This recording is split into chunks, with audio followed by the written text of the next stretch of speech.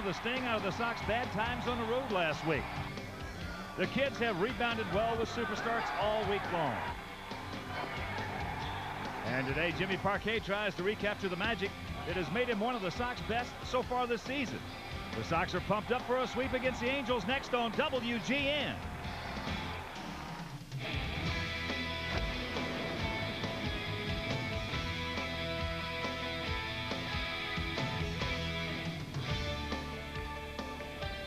We are coming to you from Comiskey Park in Chicago, Illinois, where this afternoon, WGN Sports is proud to present White Sox baseball. It's Paul Konerko, the Big Hurt, Frank Thomas, and the Chicago White Sox as they host Mo Vaughn, Jim Edmonds, and the Anaheim Angels. Hi, everybody, and welcome to beautiful Comiskey Park. With Tom Paciorek, I'm Ken Harrelson. We get set to bring you the finale of this four-game set. As you know, the Sox have taken the first three games from Anaheim. They won the opener 6-1. Mike Sorotka was just outstanding. Then the next two, they won by scores of 4-3. And this afternoon, Jim Parquet trying to get back on the right track. Yeah, you're right, Hawk, because Jimmy had that thumb injury. He sustained 3 starts ago against the Yankees, and he really hasn't had his good stuff since then. He really has trouble with his curveball right now. Hopefully, he'll go more with the fastball this afternoon. Now, he's facing a young Dominican making his major league debut. Ramon Ortiz, a real hard-throwing right-hander. He's won 14 games in the minor leagues this year and averages over a strikeout per inning. All right, sit back, relax, and strap it down. Finale of this four-game set, and we'll be back with the rest of the starting lineups right after this.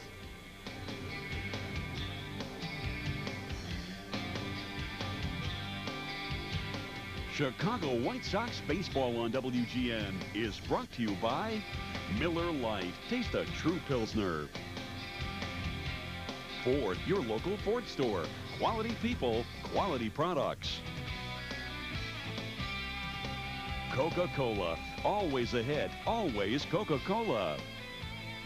Toyota, every day belongs to you. Make it count. Toyota, every day. New Discover Platinum. Now more than ever, it pays to discover. Platinum. Aflac, insuring over 40 million people worldwide. And by Southwest Airlines, offering low fares and frequent flights. Southwest Airlines, the official airline of WGN Sports. Good afternoon and welcome back to Comiskey Park in Chicago for the final game of this four-game series between the White Sox and the Anaheim Angels, and the White Sox trying to get the brooms out after winning the first 3 contests. It is an absolutely gorgeous afternoon for baseball. It was cloudy this morning, but the sun is shining brightly. A few pillowy white clouds overhead. Sox have taken the field, and here's the starting lineup for Terry Collins, Anaheim Angels. Leading off at second base, Trent Durrington. Batting second and left, Garrett Anderson. Tim Salmon is in right. He'll bat third. Cleanup hitter is first baseman Mo Vaughn. Troy Glaus is at third base in the 5th spot, followed by center fielder Jimmy Edmonds. Todd Green is the DH. He'll bat 7th. Hitting 8th behind the plate is Ben Molina. And bringing up the rear at shortstop, Gary DiSarcina. Here's the White Sox on defense. Carlos Lee is in left field. Darren Jackson plays center with Brian Simmons in right. Greg Norton is the third baseman. Mike Caruso at short. Ray Durham plays second. And Paul Konerko is at first with Frank Thomas doing the DHing. Brooke Fordyce behind the plate. And 23-year-old left-hander Jim Parquet on the mound. Jimmy is 9-8 with a 4.33 earned run average. 22 games started. He has 1 complete one. 146 hits allowed in 129 innings, 14 homers, 57 walks, and 77 strikeouts. Career, he is 0-2 against Anaheim. The umpires, our friends in blue this afternoon, are Terry Kraft at home plate, Bill Welke at first, Jim Joyce at second base, and Doug Eddings is the third base umpire. So the White Sox coming into this contest trying to have a great homestand. They have won 6 out of 7. And they are 5-2 against Anaheim in 1999. Ramon Ortiz will be making his major league debut for the Angels. And I'll tell you, this young man has already won 14 games this year in the minors and has averaged well over a strikeout per inning in his minor league career. There is the beleaguered manager, Terry Collins. You know, last year the Angels were 85-77. This year they are 23 games under 500. So we are ready for baseball, and here's the Hawkaroo. All right, Whippy, thank you. And once again, good afternoon, everyone, and welcome to White Sox baseball. Exciting young Chicago White Sox baseball right here with WGN Sports. Trent Durrington gets set to lead it off. Durrington hitting at 286. 0 for 8 in this series as Jim Parquet, as he mentioned, trying to get back on the right track. Got to get that swagger out there. Got to get it back. Got to get that little tilt of the head, that little glint in the eye. Fastball popped up into left field. Carlos Lee coming on. Can of corn. 1 out. Well, the Angels come in hitting at 257 as a club. That's not good. Have a team ERA of 4.76. Not bad. On the road, they are 25-37. Not good. As Wimpy mentioned, 23 games under that 500 mark. Garrett Anderson hits the first pitch, the fastball. Little 3-hopper. Caruso. Bad throw. Pulls him off the bat. Had plenty of time. Just made a bad throw.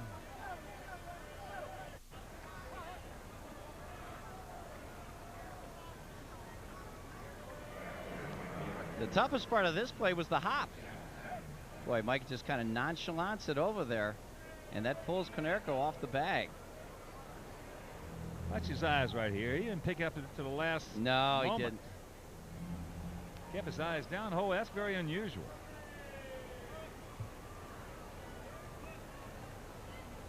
So here's Tim Salmon, right fielder, hitting at 276, 10 homers. He's driven in 40. Takes that pitch up high.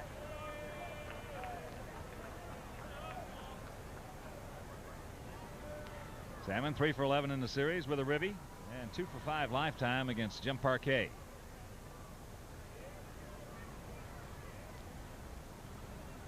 Anderson just 1 for 2 in stolen bases this year as there's a breaking ball low and the count 2-0. Well, now with a 2-0 count, Darren Jackson, the center fielder, goes about 4, 5, maybe 6 steps more to his right. He was in right center. Now he's in left center.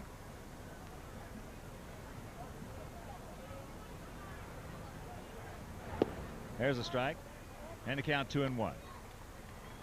Here at Comiskey Park, 347 down the lines, 375 in the gaps, 400 straightaway center field.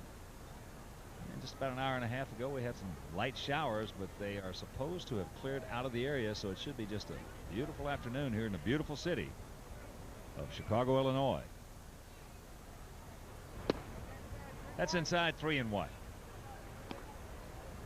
Limited slate of action around the major leagues today in the American League. Kansas City at New York. That game tied at 1, top of the 7th. Later on, Minnesota at Baltimore. Boston hosting Oakland. Texas at Cleveland.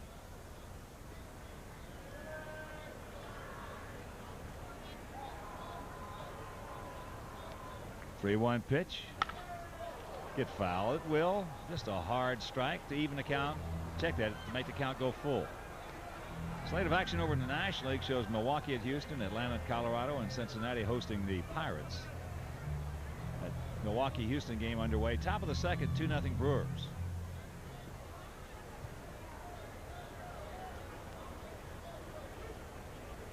So the payoff pitch to Tim Salmon. Anderson takes off. There's a strike him out, and there's a throw him out. So the double play, strike him out, throw him out, and after a half inning of play, it's Anaheim nothing, and the good guys coming up.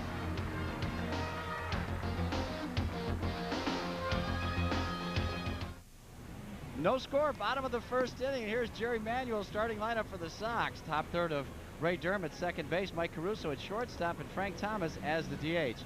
Middle third of first baseman Paul Konerko, Carlos Lee in left, and Brian Simmons in right. Bottom third has Darren Jackson playing center field, Greg Norton at third, Brooke Fordyce behind the plate. The Angels on defense are Anderson, Edmonds, Salmon are the Angels in the outfield. Glaus, DiSarcina, Durrington, and Vaughn in the infield. Molina behind the plate, and Ramon Ortiz on the mound. The 23-year-old Dominican. That's what he was with Edmonton, 5-3, a 4.05 and 9 starts. He works quick. Ray Durham takes first pitch strike, and before we show you our picks to click, you at home select yours. Ray stands in at 299, 13 homers, 53 driven in. Ray 4 for 11 in the series. As a count, 21. Ortiz really looks like a little guy out there. They got him listed, as Wimpy mentioned, 165 pounds. Last year, suffered a stress fracture in his right elbow. He did. They did not operate. That coming in early May. So missed the rest of the season. Here's the 2-1. Sox hitting at 280 as a club with a 4.89 ERA. Sox are 31-30 here at home. As we mentioned, in this 8-game homestand, in the first 7 games, they've won 6 of them. Counting the 2 wins over the Yankees in the last to end the last homestand, they have now won 8 out of the last 9 here at Comiskey Park.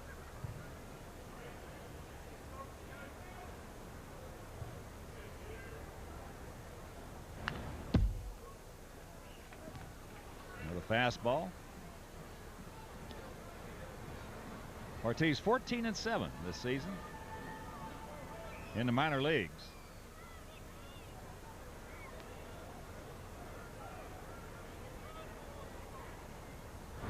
There's a little 3-hopper, DeSarcina.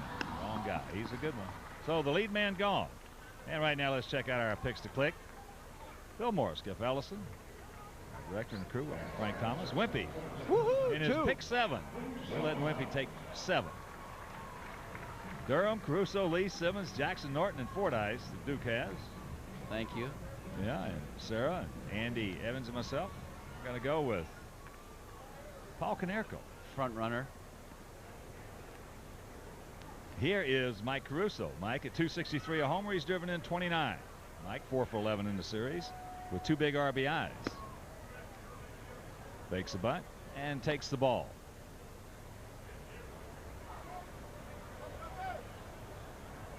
Outfield playing him slightly to the left. You mentioned earlier, if you've been watching the first 3 games, there's a strike. Angel outfield really does not move around a whole bunch. In fact, they're moving more for Caruso right now than they have in the first 3 ball games. As he pops it up left side, Garrett Anderson. And that's out number 2. So here comes Big Frank. Frank hitting at 314, 15 homers, 74 driven in. Frank just 1 for 11 in this series with an RBI, but it was a game winner. Bottom of the 12th inning in game 2.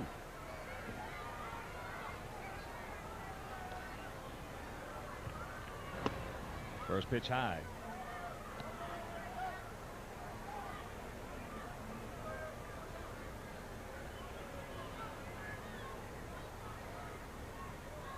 Ramon Ortiz. There's a fastball shanked into right. Tim Salmon is there, so in his major league debut in the first inning, retires the side in order, and after 1, no score.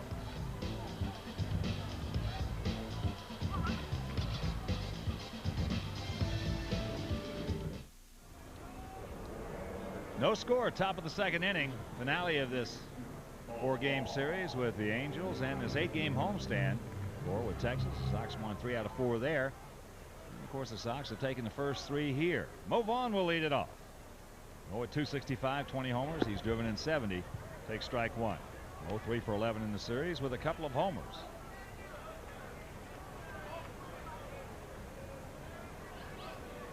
Got Sorotka in game 1, and you got Navarro in game 2, both leading off the top of the 4th inning.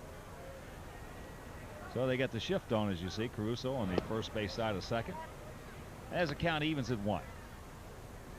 Mo has faced Parquet 7 times, and he has 3 hits.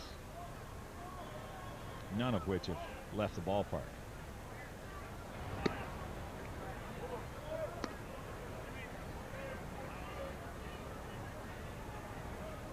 Two and 1 to count.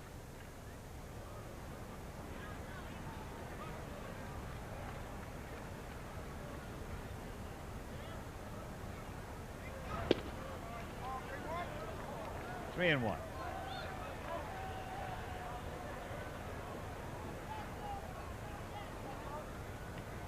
Think those guys are together? There's a ground ball. Caruso cannot get there. So you can cancel the post-game show. First hit of the ball game. And that'll bring up Troy Glaus. And a reminder, Major League Baseball is celebrating the 100 greatest players of the past century. Between now and September 1st, you can help select the greatest 25-man roster in baseball history. Once that team is selected, a panel assembled by the commissioner's office will pick a starting lineup. The all-century team and all-starting lineup will be announced during the 1999 World Series. Ballots are available at Kmart, MajorLeagueBaseball.com, and participating Major League Baseball parks. Who do you think the other 23 guys will be?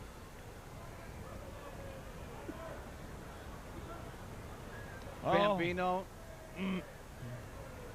Well, who would be your all-time starting lineup? Oh, boy. All time. All time. Yeah. Wow. Twenty-one to count to Glaus. Glaus hitting at 245. I'll give you, Okay. I'll tell you what. Why don't you tell us tomorrow? I'll tell you right now. Glaus, I'm going to think out loud. 20 homers, 53 ribbies, 1 for 11 in the series. Short lead by Vaughn. In fact, we'll give you the World Series. You want me to give me the rest of the day off? Work on this? Yeah. Yeah. All right. I'm writing names down as we speak.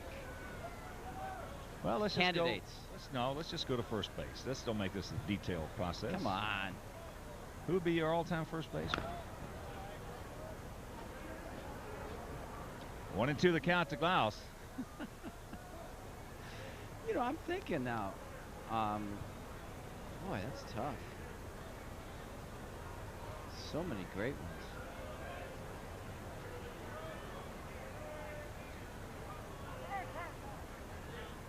Time is called by Glaus at home.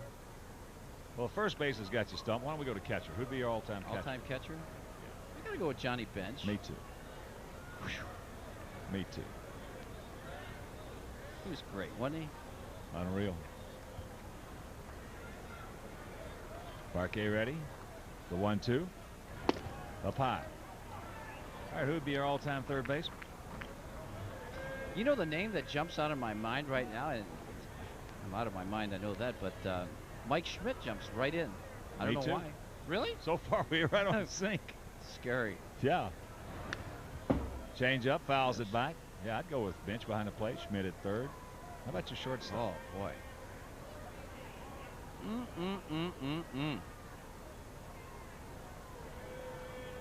The all-time shortstop. Yeah. Well, the greatest defensive shortstop I ever saw was Ozzie Smith. Guys like Marty Marion, would you consider them? No. Sue, check that. That pitch inside, and the count goes full. Tell you what, some of the three shortstops they got right now, they haven't been around long enough. I hate this. I mean, this is really scary. What? We're thinking on the same wavelength. Because I'll tell you, I was going to say the same thing. The three that we got right now might get there a little bit later, but you can't include them, plug them in right now. Right. Lordy. Payoff pitch. Well, who would be the guy that you would take, though, as a shortstop? Well, I don't know how many games he played there. I know he played some there. I know he played a lot in the outfield. Ty Cobb. Really? I didn't know that. Yeah, he played some games at shortstop. Well, I was going to consider him for outfield. I just don't know how many he played there. Right. So you'd have to, we'd have to check that out. That ball hit deep in the left center field. Carlos Lee giving chase. He's there. Yes, he is. Makes the catch. And that's out number one. Second base, who would you go with?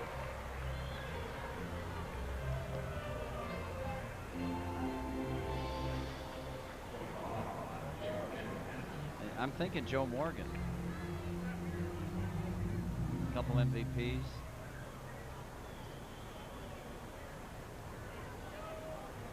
Was Rogers Hornsby a second baseman? That's who I'd go with. Yeah. Well, I think you'd have to go with him with the numbers. He were unbelievable. Here's Jim Edmonds. Edmonds at 233, no homers. He's driven in 7. 4 for 12 in the series. Jimmy making just his playing in his 17th ball game. Had that shoulder surgery earlier in the season. All right, let's get back to first now. Duke, who would you take? Jim Gentile. You would? No. Somebody like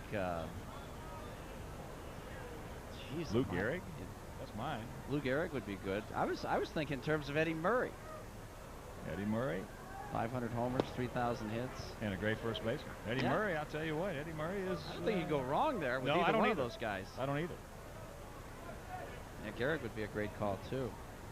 The only reason of Gehrig is just because of the streak before it was broken by Cal Ripken Jr.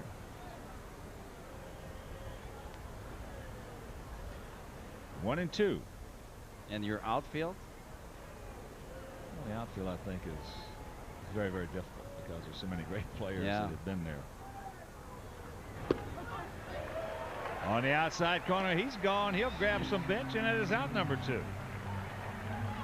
Well, in my outfield, for sure, DiMaggio is in. Really? See, mine didn't have him. I was thinking... For sure, Williams is in there for me.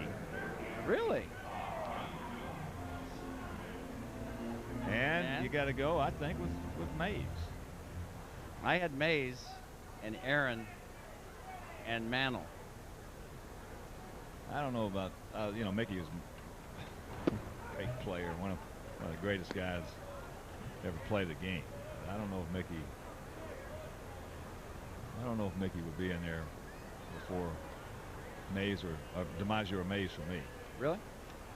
Ty Cobb was my backup outfielder, by the way. How about, there's a chopper. Durham up with it. So Todd Green is retired, and that'll retire the side. Nothing across. We'll go to the bottom of the second, still scoreless.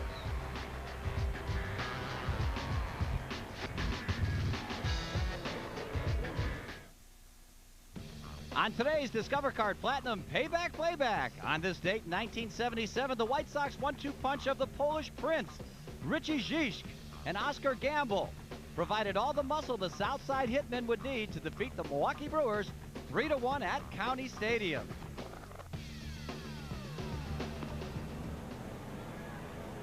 No score here in the bottom of the second inning.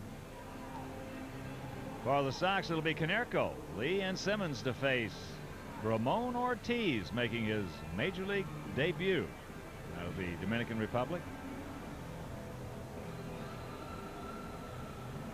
Did it relatively easy in the first. Got Durham to ground out to DiSarcina, a little 3-hopper. Popped up Caruso to left field and got Frank on a little looper into right. He doesn't look scared out there. No, he's got some good mound presence. Yeah. Little Pedro-ish in stature. I think in the outfield we got to have 6 guys, you know. Let's go with 6. Great. But those are my starters. Okay. Williams, DiMaggio, and Mays. And I'm going to go with Ruth. Good call. Aaron.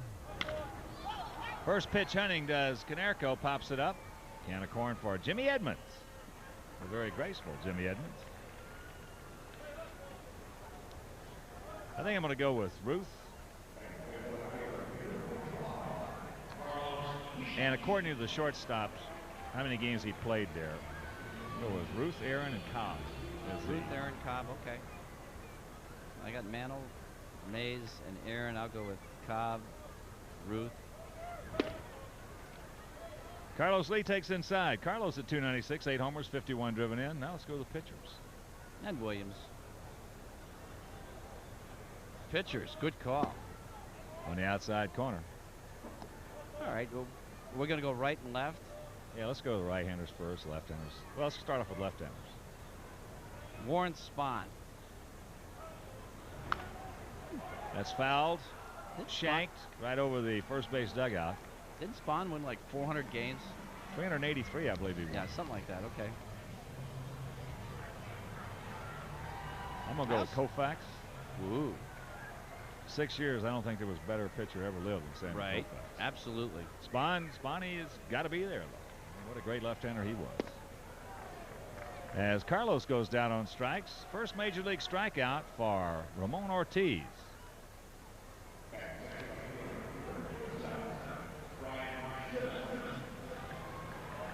Ooh, that looks like a real hard slider right there.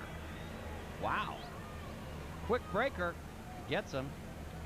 Look what he's done in the minor leagues. 396 and 2/3 innings, 446 career strikeouts. That's a bunch. Here's Brian Simmons. How about the big train as the right-hander? What was he like to hit off? Man, He was sinker. tough. He was a good competitor. Yeah. He'd come right at you. How about Cy Young? He wasn't bad. How many games did Cy lose? No one ever recorded that. He lost over 400 games, didn't he? He probably had to, didn't he? Well, I mean, Simmons out in front, count 1-2. well, that's tough. I'll Well, tell at you least- what. At least you get 25 guys that you can name, and not just a lineup. Boy. There are a lot of great pitchers. Woo. From fairly recent times you can put up in that category. Yeah. Too. Well, certainly Koufax is recent times. You can put him there. Bob Gibson. Yeah.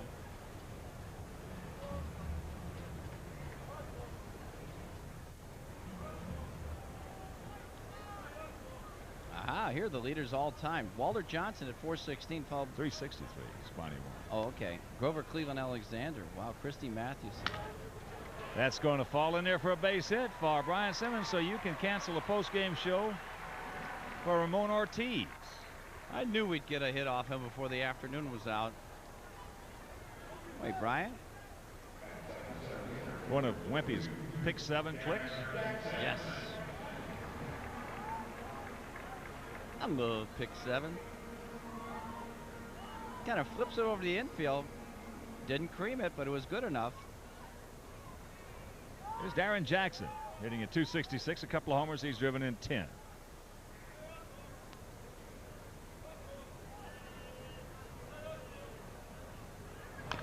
Fouls that one away. Well, as we just read that promo to you about the all-century team, and then it'd just be very difficult to have to pick the starting lineup, Oh, man.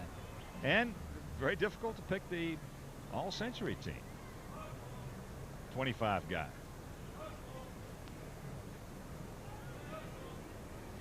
I know relievers who I'd go with. Uh-oh. DeSarcina. And that'll do it. So, nothing across. There was a hit. We'll go to the third. Still scoreless.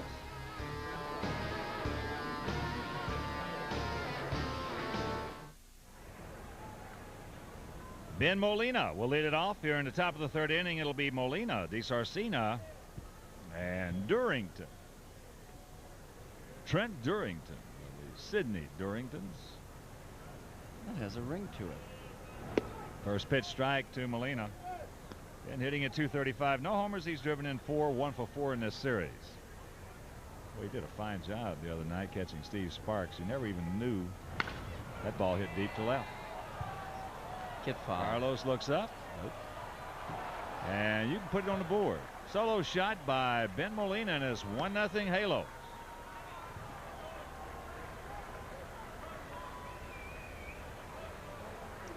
Just a question of whether or not it was going to be fair or foul. He kept it fair.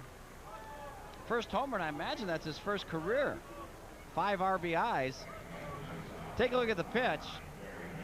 An 0-1 pitch. Ooh, look like fastball center cut. Little crouch. Boy, he was short and quick on this one. Got it out front. There's a line drive right to Brian Simmons. So DeSarcina is retired.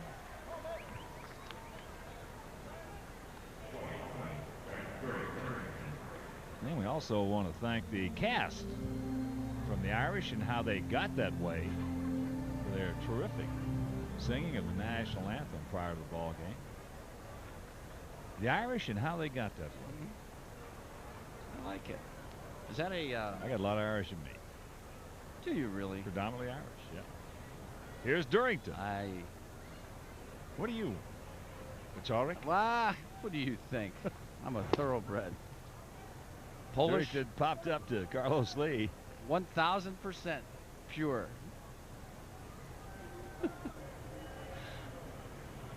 From the Krakow Pachoriks. From the Kowalski Sausage Company from Hamtramck Pachoriks.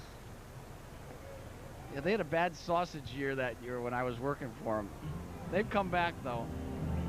How long did it take Mr. Kowalski to fire you? 4 days. 4 days. He realized he didn't have much there, so I got to get rid of this guy.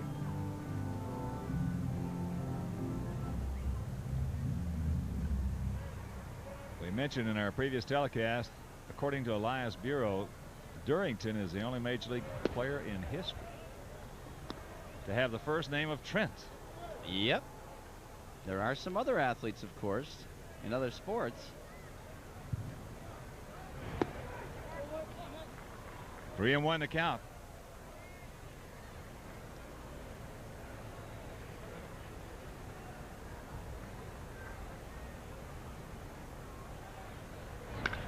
That's into center field. That's a can of corn. DJ. And with 2 out, let's check out our Aflac trivia question this afternoon. Who was the first Mexican-born player to sign a professional contract out of college? I know that. He's in the ballpark today, I believe. Yes, he is. I think he's next door. He's next door.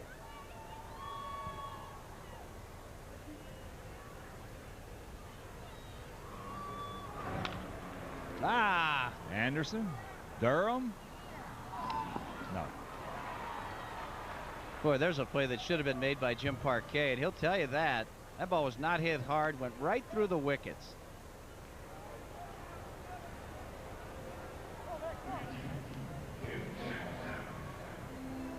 Breaking ball away, hit right off the end of the bat. Not hard at all.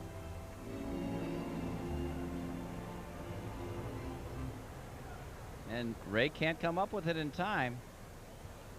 Well, Anderson runs pretty good down the line, even though he doesn't steal any bases.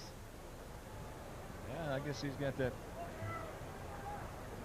You smell? Yeah, good offensive speed with the bat down the line. Well, he gets a very poor lead off first base. 0-1 the count to Salmon.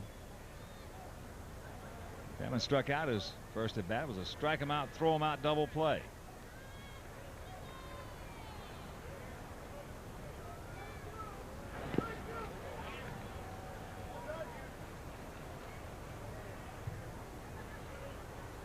So 1-1 to count.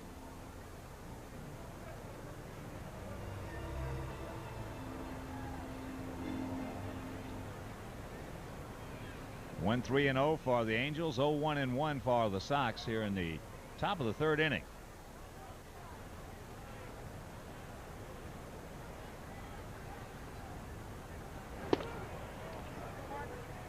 Straighten him up, but takes the ball.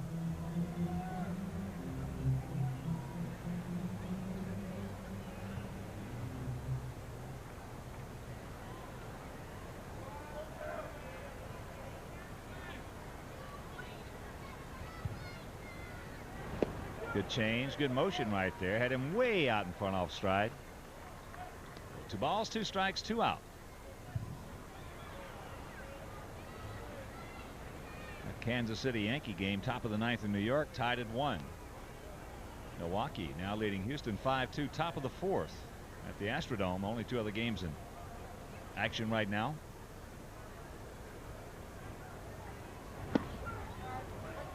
Close pitch, didn't get it. Doesn't appear the inside strike is going to be called today.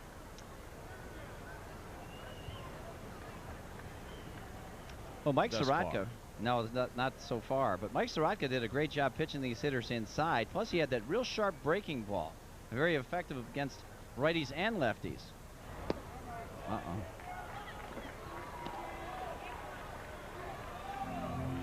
So the first walk issued by Parquet, and that'll bring up Mo Vaughn with 2 on, 2 out.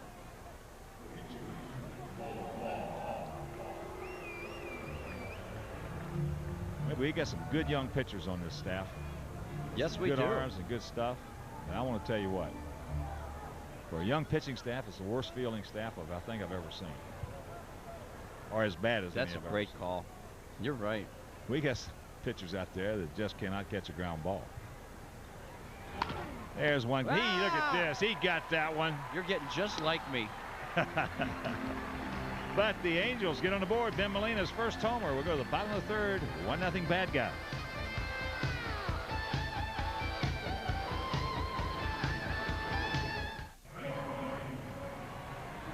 Ramon Ortiz has got himself a 1-0 lead in his major league debut, and he will face Norton Fordyce. And back to the top of the order with Ray Durham. First ball, fastball hunting. Norton hitting it at 235. 13 homers. He's driven in 36.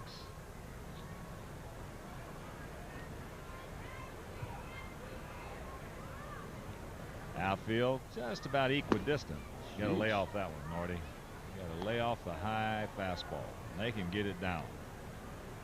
No, they tell us this young man will get it up there about 93, 94 miles an hour. Oh, he's got a good arm. With movement. Movement away to the lefty and in on the right-hander. You know, there's always that specter, that aura about a little guy who throws hard. You know, you get a guy 6'5", 6'6" out there, you expect him to throw hard. Yeah. And most of them don't. That's right. But the little guys, you know, that are 5'10", 5'11", and 160, 70 pounds, when they're bringing it up there and rushing it up there, you know, it's just a different perspective and perception that you have at home plate. Yeah, they kind of take you by surprise, certainly. Ground ball. Trent Durrington.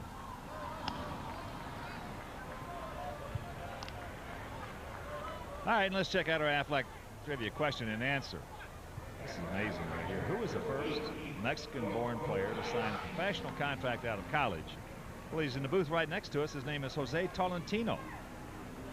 Went to University of Texas. He played with the same club with Roger Clemens, Bruce Ruffin. He was drafted by the Oakland Athletics that same year. First Mexican player to sign out of college. There's a shattered bat. Fordyce, 2 gone. And he was a pitcher, too, wasn't he? No, outfielder. He was an outfielder. Jose okay. played in A's organization, Rangers, Houston organization, Pirates, Japanese League, Mexican leagues, and in 1991 he appeared in 44 games with the Houston Astros. So Jose and his wife Nathalie reside in Monterrey, Mexico, and they have 2 children, Eric Jose and Patrick. Here's Ray. Takes low.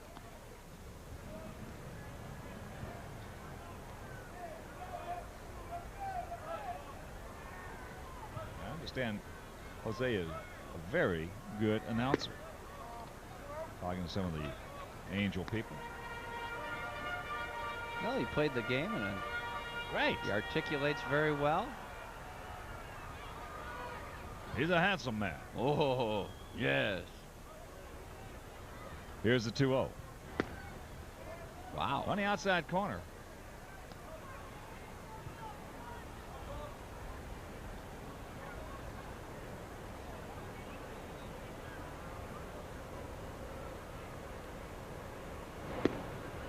There's another one. 2 balls, 2 strikes, 2 out. A little darting motion right there, breaking down and away. If Ray's going to hit that one, it's more than likely going to be off the end of the bat.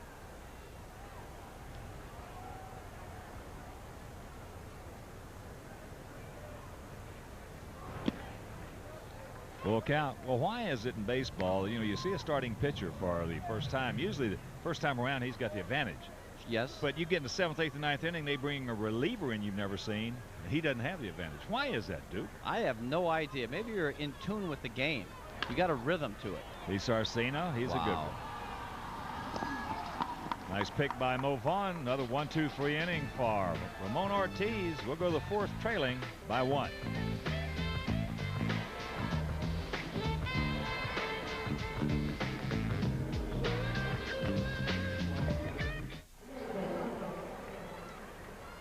1-0 bad guys here in the top of the fourth as you peruse our Southwest Airlines tell the tape. It'll be Glaus, Edmonds, and Green to face Parquet. It was George Hendricks' glove you were just looking at. You mean he owns? He didn't own one when he played. That's right, he didn't. He might have one now as a coach, throw a little BP or whatever. Well, George plays some out. I thought he just left his glove out in the outfield and got it between innings. I remember George one day in Cleveland. Somebody hit a line drive down into the right field corner.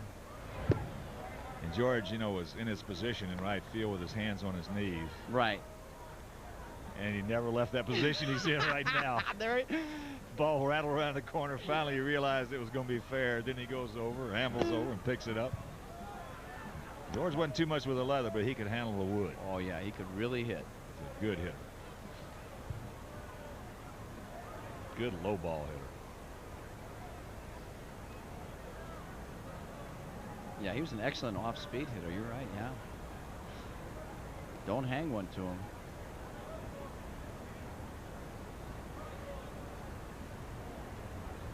Glaus, 23 years old, 6'5", 225 pounds, out of UCLA.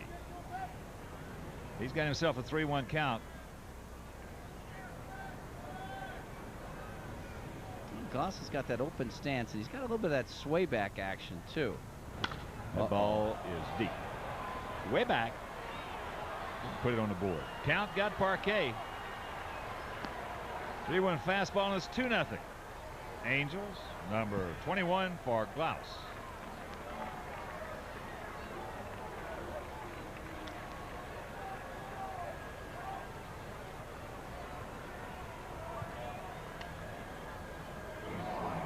Well, the pitch to Ben Molina was right down the middle of the plate. Let's see where this one is on the replay. Oh, yeah. Bell tie. Get those big arms of his extended. Well, he was having trouble first part of this series handling anything inside with any kind of heat on it. Well, those 3-1 counts are going to get you a lot of fastballs right center cut. 1-0 the count to Edmonds. There's a strike. And a reminder, for $18 you can get the annual subscription behind the scenes information of Pinstripes, the White Sox newsletter. There's a ground ball. Caruso fouls.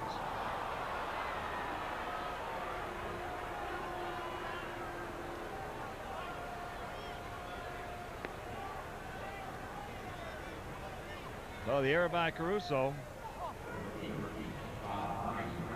Second error by Mike in this game. He tried to look it into his glove right there, and the ball jumped up and hit him in the heel. Well, Ben's really bending at the waist on that play. When you do that, you let your knees take you down. That way your head goes down, your eyes go down, you get a better angle on it. When you bend at the waist, if the ball takes any kind of bad hop whatsoever, then you're screwed. So here comes Norton. He's got to try to get it. He can't get it. Kicks it away. As Edmonds will move into third. That'll be a base hit.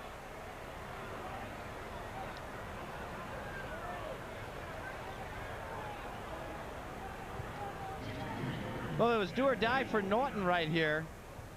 Tried to get on the short hop of this high chopper. Actually, that's the first bounce. And he just can't quite come up with it. Boy, you are so right. You know, you don't do anything effectively in baseball when you bend over from your waist, because you get a different view of it. Bend from your knees.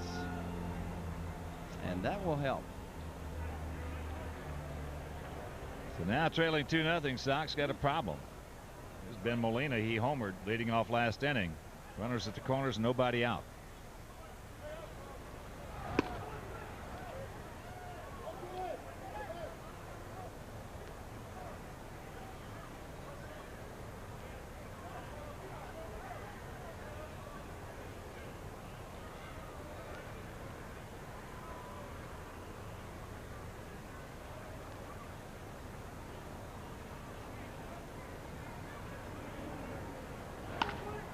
Ball hit into the gap in right center field.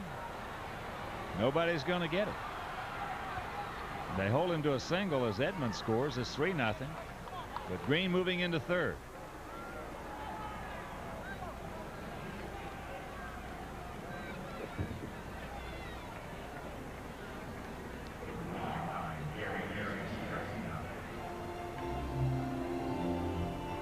Well, Molina's having a heck of an afternoon for himself. There's a fastball, pretty much center cut again. A little inside-out action on that swing. He just splits the two outfielders, Simmons and Jackson. So, runners still at the corners, and still nobody out. DiSarcino. Line to Brian Simmons, takes a curveball strike.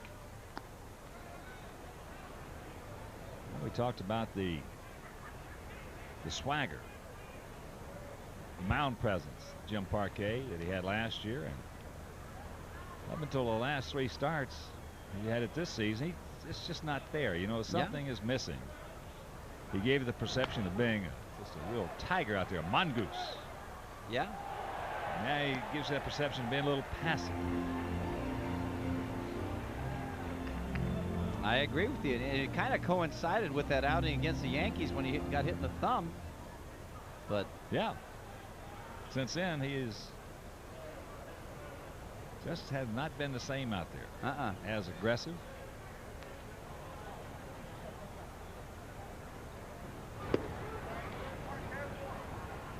One and two the count.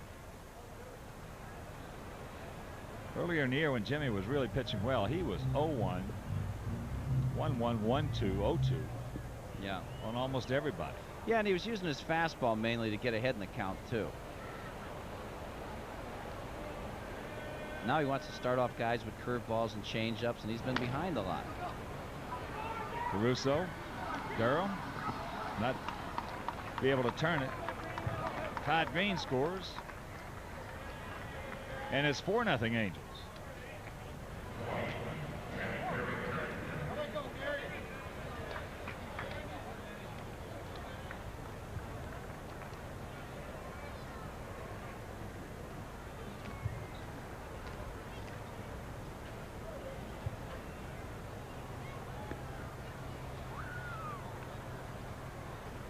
So here's Trent Durrington. Pop to left, and he's fly to center.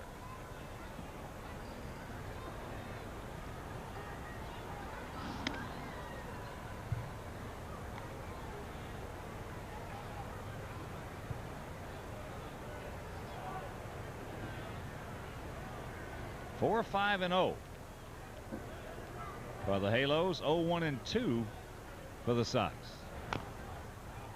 Breaking pitch. Fouled away.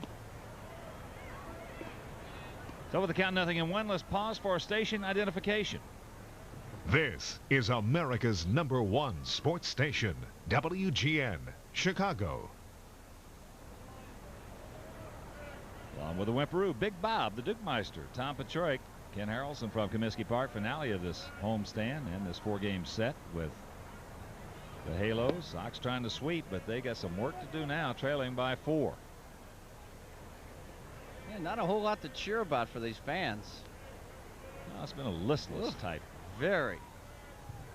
Seen more life at a mortician's convention. They're not a lively bunch.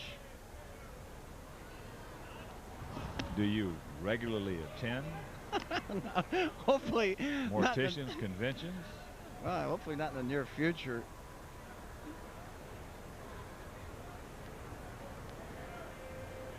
No, actually, I was just kind of looking for something to say right there. That is very evident. I thought you might say poignant. What? I know one thing.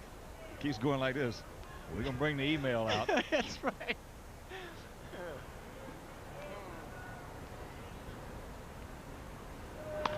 Off the end of the bat. There's one. Come on. And no.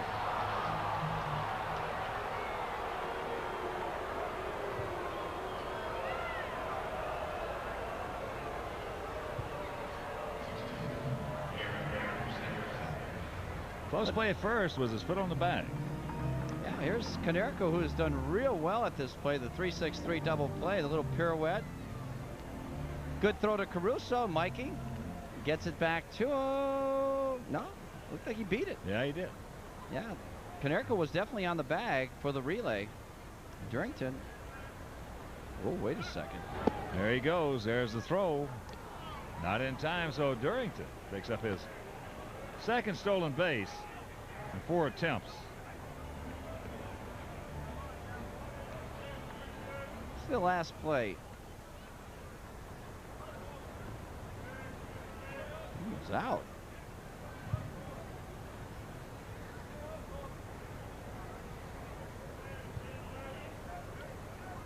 There he goes to third. Get him right there.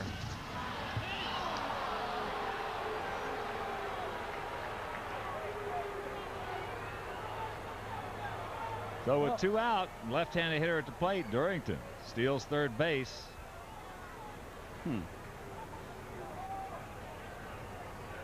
Jeremy was very deliberate. Fordyce got the play in front of him. He was safe there. He was safe. out at check that. He was out on the play at first. Yes. He was safe there. Watch out. Wow.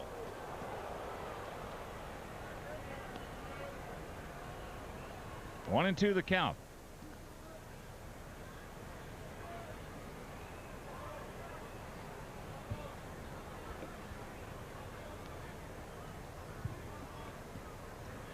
It's one of those games you'd like to have a mulligan. Yes. Look at this. Look at Chopper. Jeez. Bobbles it, picks it up, throws him out, but 3 runs cross the plate. They'll go to the bottom of the 4th, trailing by 4.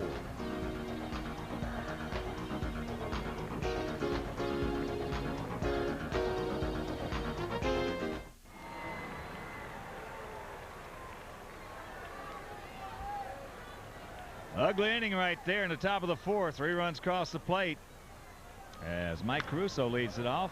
Slaps that one into left field. Garrett Anderson giving chase, and it is just foul.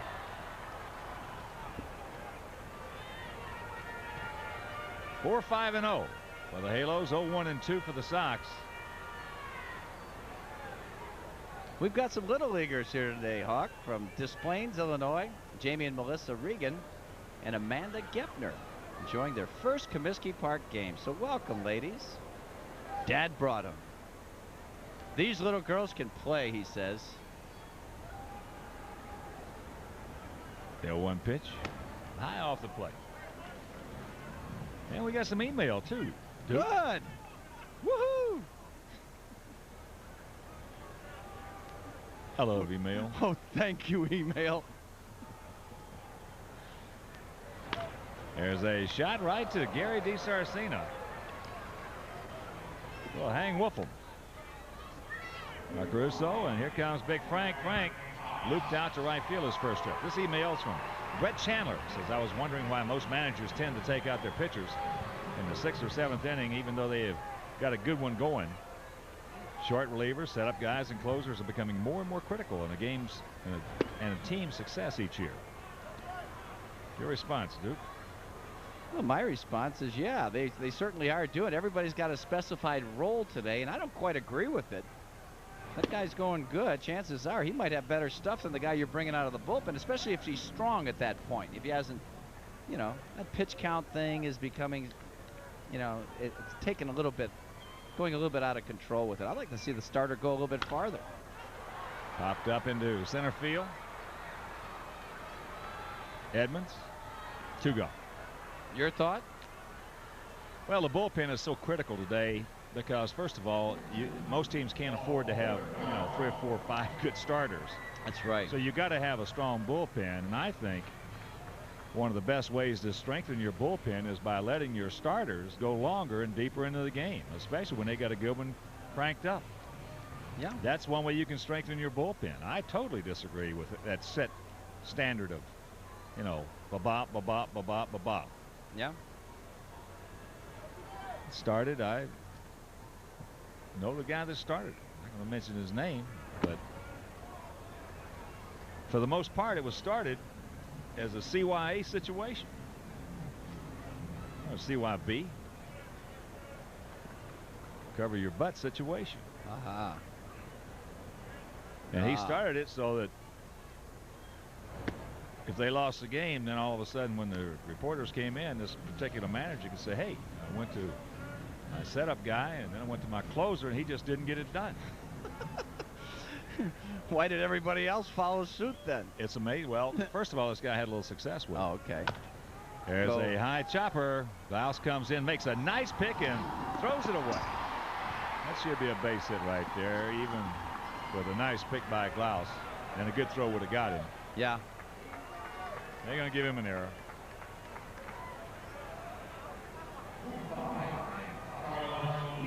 Well, Glaus had more time than he realized right here. Paulie pulls that outside pitch. Makes a great play on the short hop, but he kind of rushes his throw. Look how much time he had.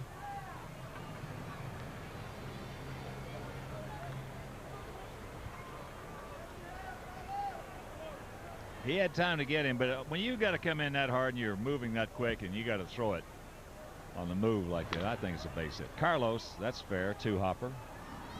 Over to Durrington, and that'll do it. Nothing across. There was an error, one left. We'll go to the fifth, trailing 4-zip.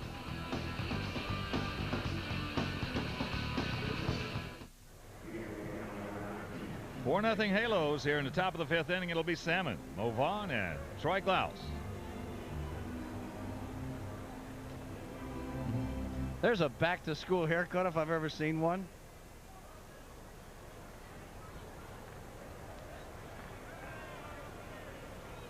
Glaus has struck out. Check that. Salmon has struck out and walked. Takes strike one. Outfield just about straight away for Tim Salmon.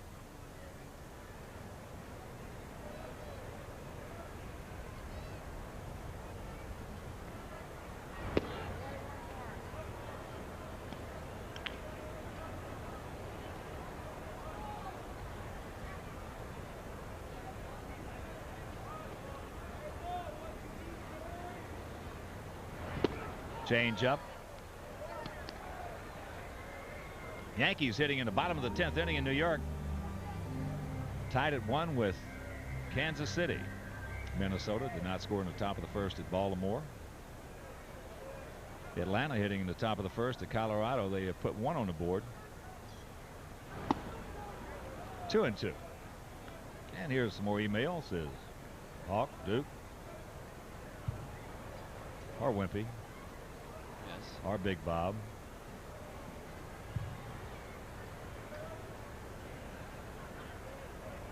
Two-two pitch. Man. No inside strikes today, boys. You don't get any inside strikes call. You can just look for that ball out of the plate. 2 home runs hit already in this ball game. Where was that? Where was that pitch? Both of them. Parquet looks in 3-1 and a 3-2. Confused. Wow. Tell you what. Man. And what they're doing is allow the hitter to control the plate then. Oh, yeah. You don't have to worry about getting jammed. Take anything that looks a little inside, look for the ball out of the plate, and go to work. Yep. As we've talked about so often, when umpires will not call the inside strike, it just takes the whole rhythm and tempo out of a game. When they do call it, different ball game. Makes it better for the players, for the fans, for everybody. It sets a different tempo when the inside strike is called.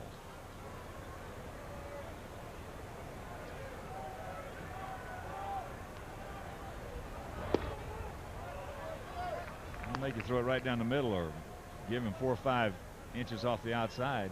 Those hitters are going to get somebody. To get back to the email, I think Big Frank could use a few days with sweet swinging Billy Williams. That should put him back in the race with Sammy and Mark next year. That one from Steve Bott, Tucson, Arizona. Well, Steve Bott from Tucson, Arizona. Frank is not a home run hitter of that ilk. We talked about it a lot yesterday. Frank basically in his career has been a line drive type hitter, but he was so big and so strong that a lot of those, as Salmon takes off and that pitch fouled away, a lot of those line drives where for mere mortals they're just line shots, they go out of the ballpark. Yeah. Now, Frank for distance, if you just want to take and let him get out there and start cranking for distance, like he did in that home run hitting contest where in Pittsburgh, was it? I believe so, yeah. Frank showed everybody right there he can hit the ball as far as anybody when he wants to. But that's not his style of hitting. So he is not a home run hitter of the ilk of Mark McGwire or Sosa. Those guys have a different mindset when they go to the plate. Yes. As Mo Vaughn goes down for the strikeout. Number 2 for Parquet. 1 gone. If you want to email us, poof, there it is, SoxTV@interaccess.com.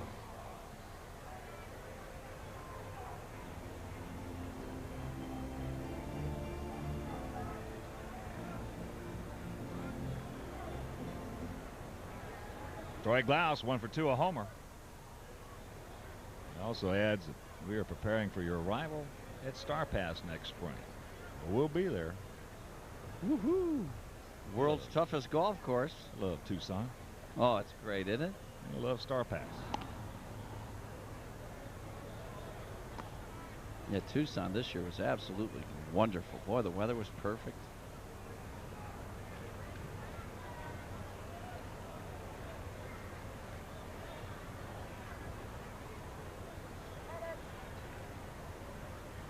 Hey, one thing about Glaus, he'll take his time at the plate. Boy. I think it's that California thing, you know? Showtime? I don't know. I don't blame him. A bit. They'll let you do it, and that's your style. Go ahead and do it. Yeah. Me, I just like to get in and get out of there as soon as possible. Of course, think about guys who took a lot of time at the plate. First one is Mike Hargrove. Hargrove for sure. Wow. And then Carlton Fisk. Oh boy, Pudge right there. It's up high, snap throw, not in time. 2-0 the count. Now the email says Mike Sazier, Trenton, New Jersey. Before the 1998 season, there was a rumor going the Sox wanted Jack McDowell back in town. Now that he's been released by the Angels, do you think Sox will go after an experienced pitcher? And the answer, I don't think, is no. Yeah. We got some good young arms, and we got more down on the farm. Yeah. Well, there was an opportunity. I remember that Jack had to come back, and I don't think he should have ever left. We talked about this the other night, that Herm Schneider was the greatest thing in the world for Jack McDowell. He kept him on the field, never missing any starts, and as soon as he left the White Sox, well, I'll tell you what, you talk about an injury situation, he was never healthy. There's Dr. Payne, the best. Herm Schneider has kept a lot of pitchers and players on that field. You go back and you check, since he's been here with the White Sox, you check out the DL. You'll see that White Sox have had fewer players on the DL than anybody in baseball. Right.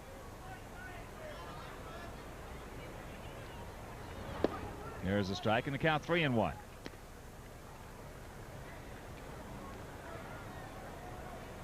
Took a man with a hip replacement, got him back out there on the field. Yeah. Well, you know, Robin Ventura came back a month and a half or so ahead of schedule. It's amazing what Herm's done. Everybody. There's a strike and a count. You know, and his main philosophy too, especially if you've injured something like a hamstring or a quad, he works it out of you. You know, that theory of rest and ice, that doesn't work with Herm. You pull something, you're in there, and he is killing you on that machine. Whatever machine it takes, he's got you on there, and he's supervising every move you make too. There goes the runner. There's a shot, get fouled. It will just foul. Thank you. So Salmon will return. Well, you keep giving Glaus those pitches up and out over the place, especially off-speed stuff, and he's going to really hurt you. Well, he got a 3-1 fastball last time up for the homer. He headed 3-0 right here. Well, you know, last night, well, the first couple games of the series, or first up until his last at bat, he hadn't hit a ball hard. Behind everything, they were pitching him with fastballs, especially in. Bobby Howry hung him a slider, and he doubled, setting up a possible game-tying situation in the 9th inning. Right there.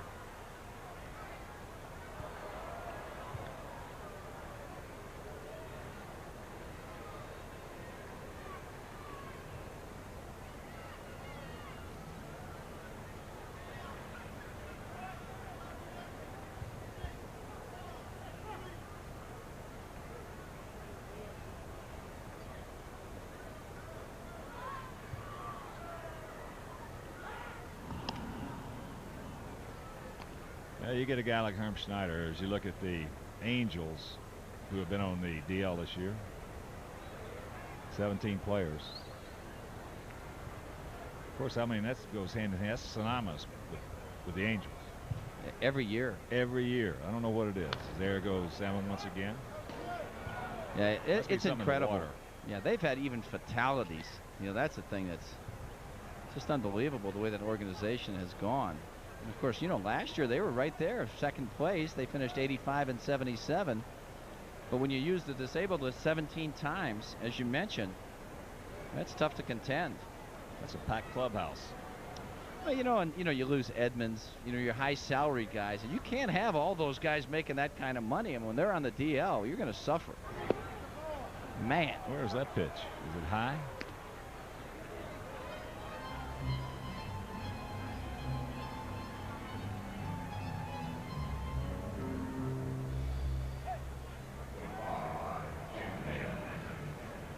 Got a teacup for a zone. Yep. So here's Edmonds. Well, the one thing about losing players of that caliber, Erstad's out now too. When you lose players of that caliber, you can't replace them. Not unless you want to increase your payroll to $80 or $90 million. They've already got a tremendous payroll as it stands. That's right. That's right. They have to. So you're just going to have to bite the bullet. It's not like it used to be in years past when big player went down. It sure hurt, but you had a chance of going out and getting something maybe not comparable, but close to it. Right. Today you just can't do it because you're going to have to pay too much money and give up too many young prospects.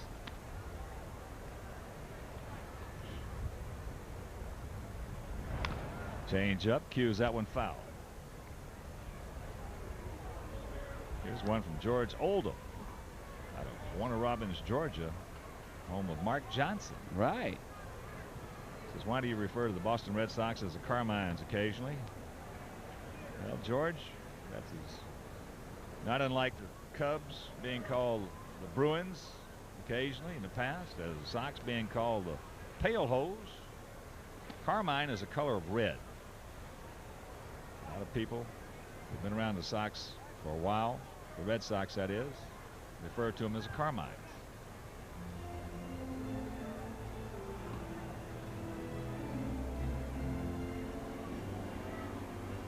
Activity, Sean Lowe.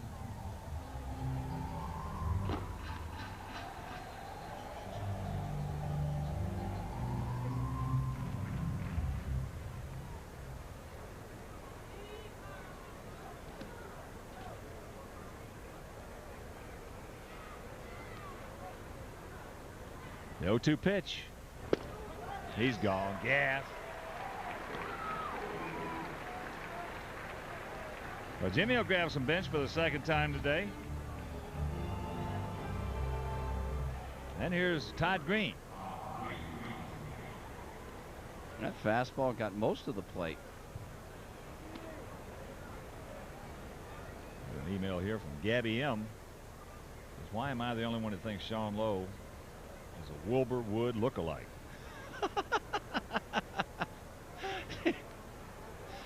Wilbur's a handsome man. There's the strike. Sean Lowe and Wilbur Wood. Todd Green, 1 for 2. Infield single. He scored a run. You know what? He does look like Wilbur. Darn, what a good call. Willie, that's a good call, Gabby M. Attaway, Gabby.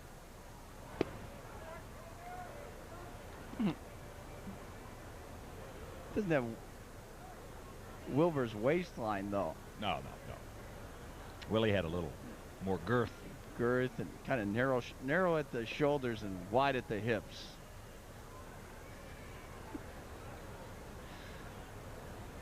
Change up, base hit. Man. Salmon's coming. Here's the throw. Not in time. Now everybody will move on. This has just been an ugly game so far. Oh, I think it's even a little worse than that. Man. Bad throw right there. Can't be cut off. Guys advancing an extra base. Ugh. Walks. Oh, walks. Leadoff walk right there to Salmon. Walk to Glaus. Of course, it's hard, you know, if you get a teacup strike zone to not to walk guys. I thought he had Salmon struck out. It looked like he had Glaus struck out. Sure did.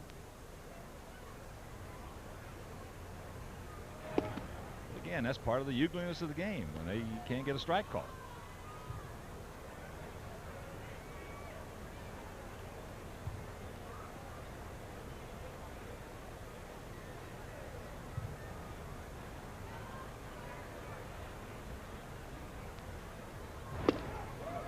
Through the fastball by Molina.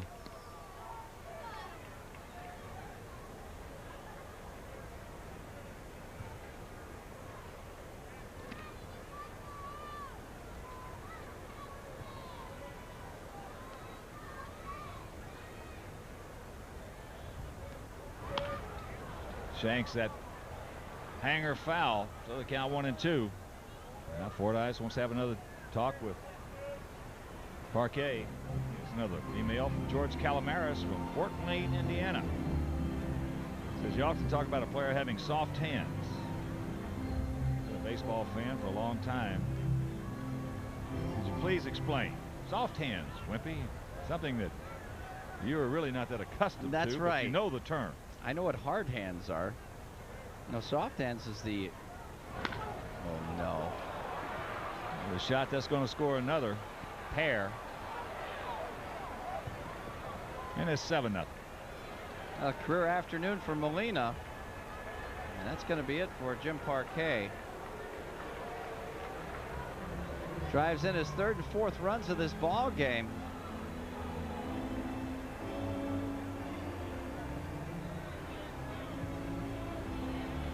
He has doubled his RBI total on the year.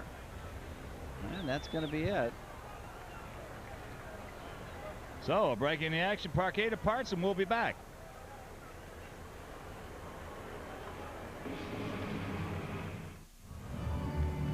Ben Molina, 3 for 3 in this ball game. A homer, an RBI single, and a 2-run single. And it's a 7-0 Angel lead. There's just a line drive into left field. So the 2 walks that really started this inning off. Walked Salmon, lead it off, then he struck out Movon. Then he walks Troy Glaus, but it appeared that he had both those guys struck out. Kraft, the home plate umpire, didn't see it that way. A small strike zone out there today. Yes, he does. But the new pitcher now is Sean Lowe. Sean, 3-1, a 2.97 earned run average of 45 games. 237 is what the league is hitting against him. Sean's done a nice job. Just 60 hits in 72 2/3. 6 homers, 34 walks, 44 strikeouts. And getting back to what we were talking about last inning, that email, soft hands is always associated with a guy with good hands, a guy who is an excellent fielder. The ball just kind of goes into his glove so softly, as opposed to a guy who jabs at the ball, whether he be an infielder or outfielder, and consequently he has hard hands. The ball hit in the right center field. Brian Simmons is there, but 3 more across the plate. We are halfway home, trailing by 7.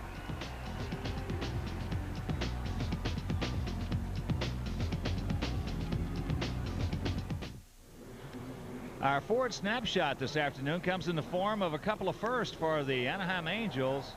Ramon Ortiz, first major league strikeout, coming of Carlos Lee back in the second. And Ben Molina, his first major league homer, coming leading off the top of the third. So our forward snapshot, young Ramon Ortiz in his major league debut. It's quite a battery they've got going for him today. Chance for his first major league victory, and Ben Molina is having the career day for himself. 3 for 3. He has driven in 4 runs with a 2-run single, solo homer, and an RBI single. They're doing very well. Brian Simmons has the only Sox hit in this ball game with 2 out in the second inning. A little soft line drive into left field. It will be Simmons, Jackson, and Norton.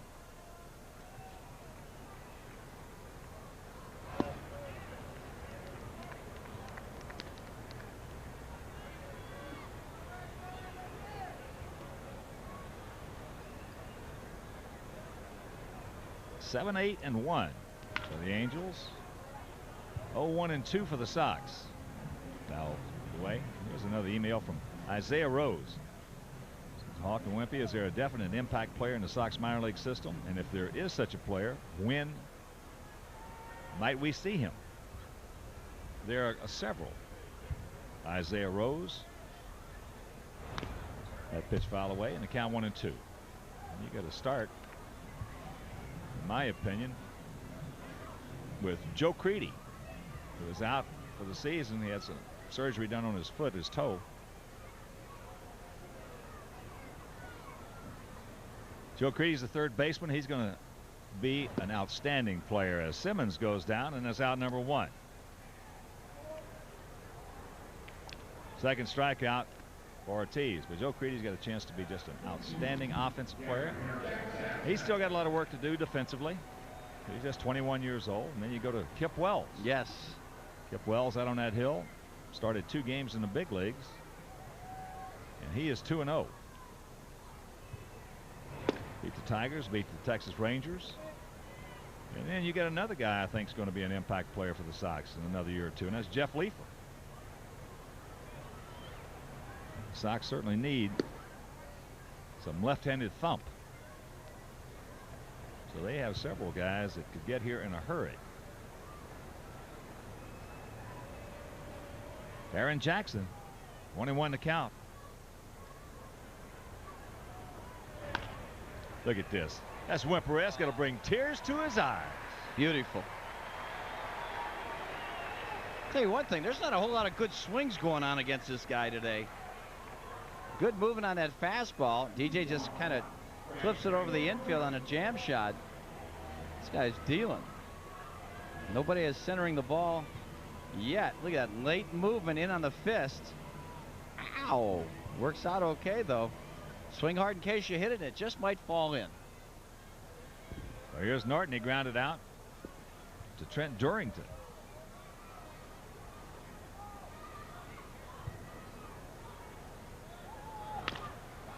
Chopper, Durrington, and take it himself. So the 4-3 double play, and that'll do it. Nothing across. We have completed 5 from Comiskey Park. It's 7-0. Yuck.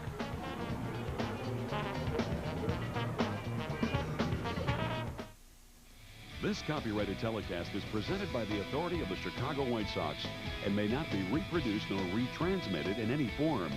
And the accounts and descriptions of this game may not be disseminated without the express written consent of the Chicago White Sox. Young Ramon Ortiz in his major league debut. A 2-hit shutout through 5. He's got himself a 7-run lead. It'll be the top of the order. The Halos, Durrington, Anderson, and Salmon face Sean Lowe.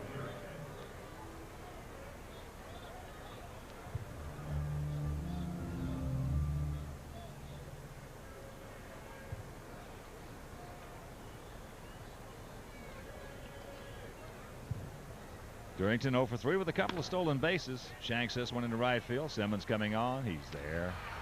1 pitch, 1 out. And a reminder, the New Era Cap Corner, located in the left field corner of the main concourse here at Comiskey Park, is open during all White Sox home games. You can find a wide variety of White Sox and other team caps in all sizes. There it is. Mark McGuire's been there. Yes. He likes to visit there.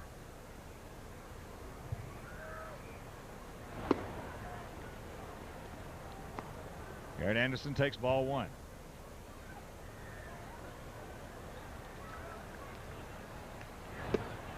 Takes ball 2.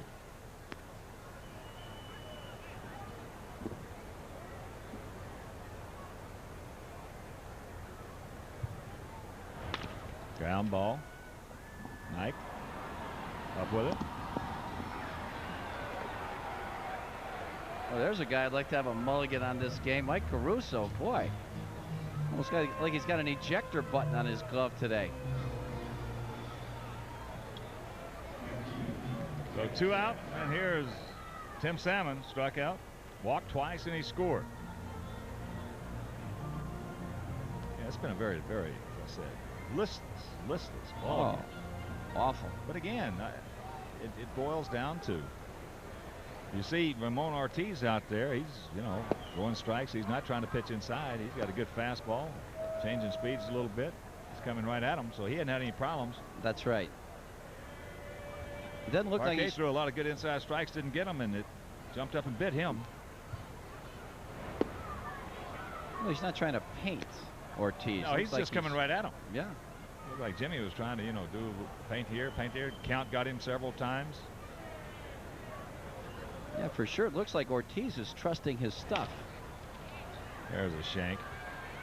Ugh. Well, there's a real duck snort right there. Look at this. No. Wow. That was a heck of an effort there by Brian Simmons. That might be our highlight so far in this ball game from a White Sox standpoint. I didn't think he had a prayer to get Salmon. He almost hooked Salmon.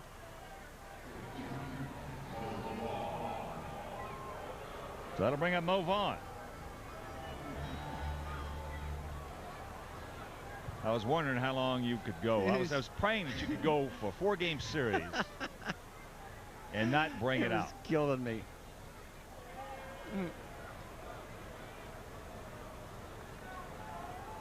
Yeah, this tough afternoon so far as they put the shift on. Russo on the first base side of second. Oh. High, towering drive deep to right field. Simmons looks up. You can put it on the board. A 2-run blast by Mo Vaughn. That's his 21st. He now has 72 RBIs. And it is 9-0. Yeah, we didn't want to sweep these guys anyway.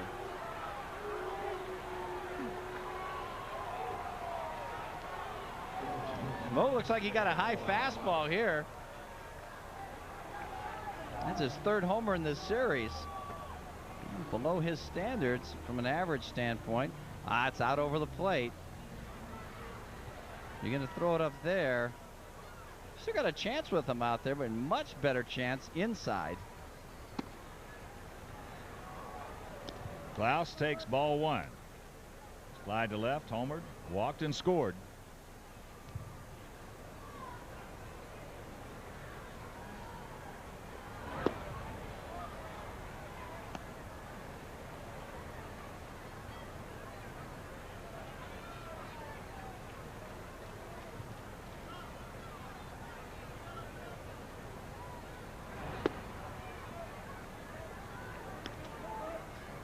Drops that curveball over and a count 1-2. The ball 2 strikes 2 out here in the top of the 6th inning. 9-10-1 for the Angels. 0-2-2 for the Sox.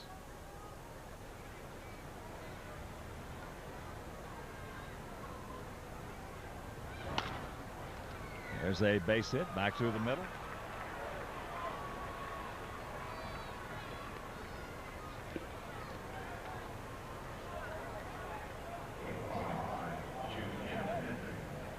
As Jim Edmonds steps in, let's check out our minor league report. There you see Durham beat Charlotte 5-2. Tilson Brito leading that league at 335. Chad Mottola second at 333. Ariel Valdez 2 for 4. Birmingham won 10-9. Scott Lighty his 18th homer. Aaron Mayette. There's another good arm right there. I'm talking about guys that are going to be in the big leagues. 0-1 the count to Edmonds. Only 0 for 3, but he has scored a run.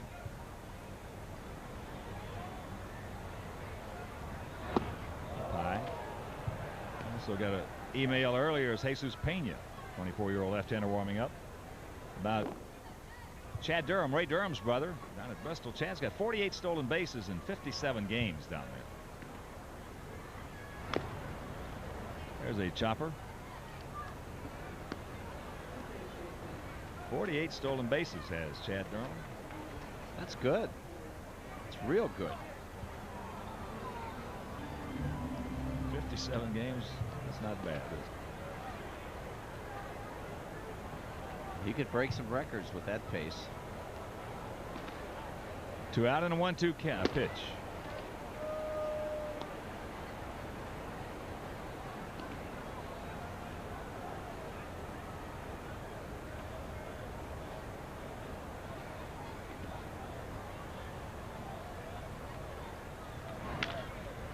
Breaking ball. Durham sucks it up.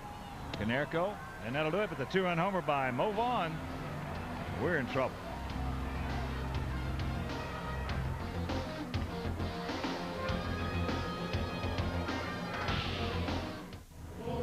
Mo Vaughn's 21st homer of the year, his third of the series. 2-run blast, and it's 9-0 Anaheim. It'll be Fordyce, Durham, and Caruso.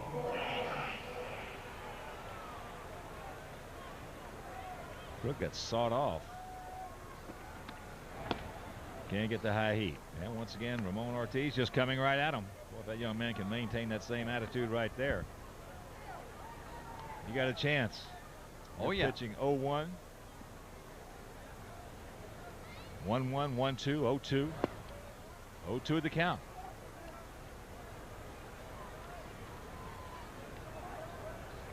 This is only Fordyce's second time up to the plate. My God, the Angels have all hit 4 times already. Out of play, Souvenir. Ortiz made a bit of a mistake right there. Got away with it. He knows it. Got a final from Yankee Stadium. Kansas City beats New York 4-1. Baltimore leading Minnesota 1-0, top of the third at Oriole Park. That's where the Sox will be going after this ball game. The Camden Yards. 3-game series starting tomorrow night. John Schneider against Sidney Ponson. And we'll have that game for you right here for WGN Sports on Saturday. Mike Sorotka against Doug Linton, and we'll have that game for you. So the first 2 games of that Orioles series coming your way right here over WGN. Jim Edmonds. Jim Edmonds reads so well out there in center field. Looks like he uses his ears too, Wimpy. Yes, he does. He just hears the crack of the bat. He does everything just so well. When you play center field, you got to have a lot of confidence in yourself when you play that shallow. Yeah, when you hear that thud like that one right there, you know that the ball's not hit hard. He didn't even think about breaking back. He just comes on in versus that crack. And you know you better turn around and haul buggy. He fakes a bunt, takes strike 1. It's a big White Sox hello to Ted Harris. Watches all the games down in Kansas City. Right here over WGN. Hi, Ted. Little soft one hopper. Durrington.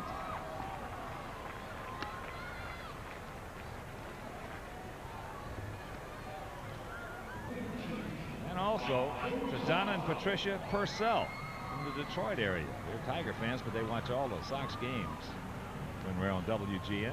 Well, thank you very much for those little towels, ladies. They were just precious. Donna and Patricia Purcell. That's where those towels came from? They're lovely. Here's Mike Caruso. Mike popped up to left and lined hard to the shortstop.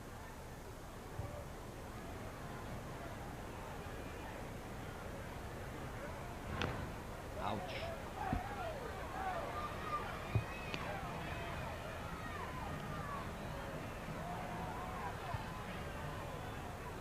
.21 to count.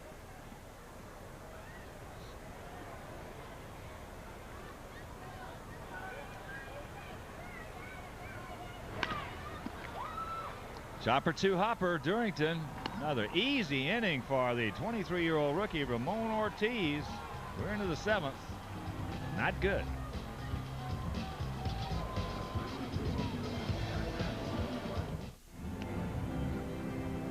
9-0 bad guys here in the top of the 7th inning, and a couple of changes for the Sox. Moving into second base for Ray Durham, it'll be Craig Wilson. And coming in for Sean Lowe, it'll be Carlos Castillo. Well, Carlos coming in here to hold him right there. 1-1, a 6.16 ERA in 7 games. 286 is what the league is hitting against him.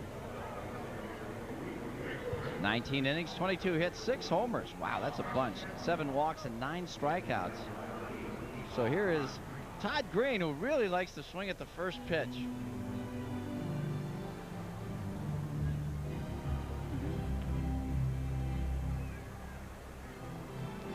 Well, the Sox, who had that 4-game series with Texas, won the first 3 ball games, lost the last one. Had this 4-game series with the Angels, won the first 3. And it appears that we've got a good chance of losing this one. It's just really very, very difficult to sweep a 4-game series. It is We're proving real that tough. today. What? We're proving that today. Well, I just mentioned we did the same thing with Texas. Yeah. Won the first 3, lost the last one. I mean, bombed. Curveball striking the count 2-1.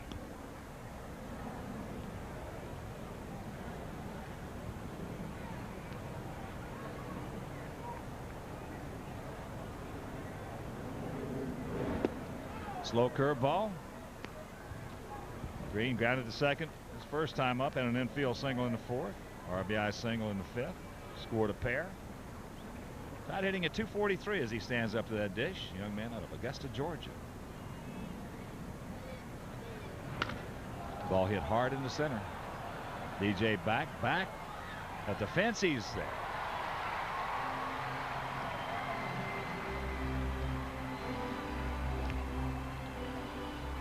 And a reminder, Saturday night at 10:30 right here on WGN. He's the man with no name. Got no money, and he has no fear. Clint Eastwood stars in The Good, the Bad, and the Ugly. Saturday night at 10:30 right here over WGN. That's right, punk. Curveball strike to Ben Molina, who is 3 for 3, a homer, an RBI single, and a 2-run single.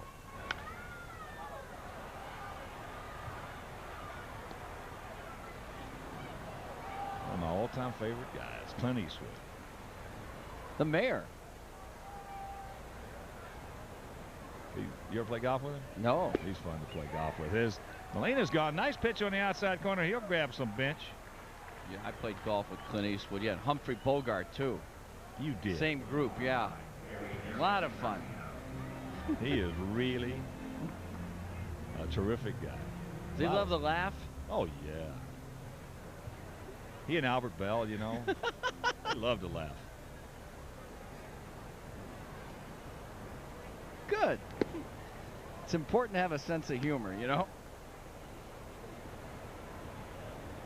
Play with Clint out. The baseball players told me he used to come out there and play. He loves baseball. What an actor. Are you kidding? Dirty Harry? Wow. We played with these 2 guys who were sandbaggers. One of them was an 18, the other was 17. One shot 77, the other shot 78. Yeah. Clint and I wouldn't turn in the scorecard when the round was over. As D. Sarcina has gone a 1-2-3 inning for Carlos Castillo. We're at the 7th inning stretch. It's 9-0 Angels.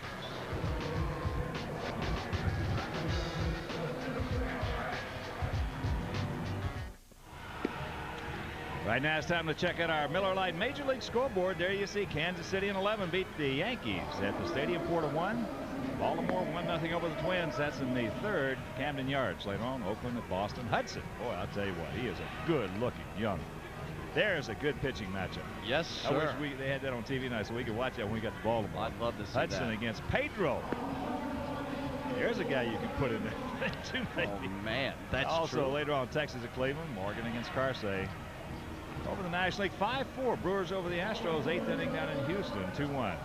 Colorado leading the Bravos in the 3rd. Later on, Pittsburgh at Cincinnati. And that is it. Well, the schedule of games around the major leagues today. As Frank Thomas will lead it off against Ramon Ortiz. Look at bad dancing at its finest. These guys. He's churning some ice cream. Pitch up high. Ever churn when you were a kid? Nope. I churn now, though.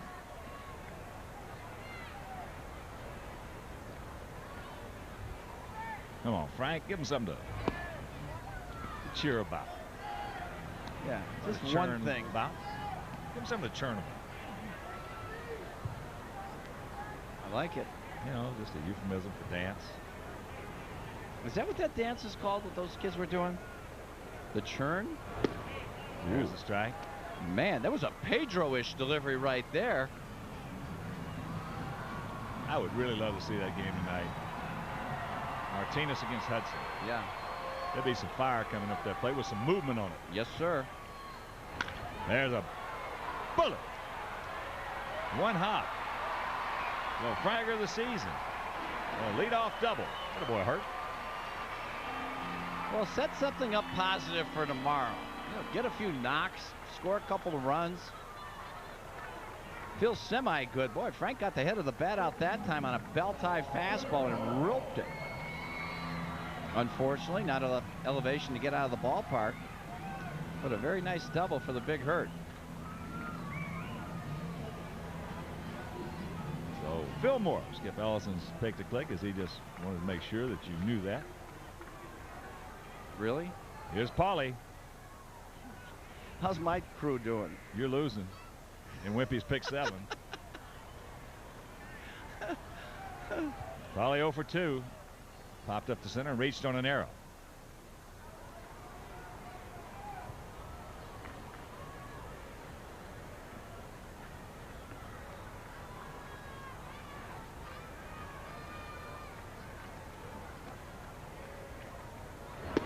There's a fastball strike on the outside corner.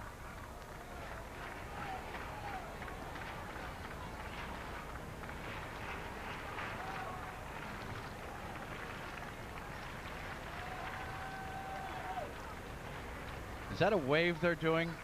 Lee Stern. That is Lee Stern. He's up. Hey, good seats.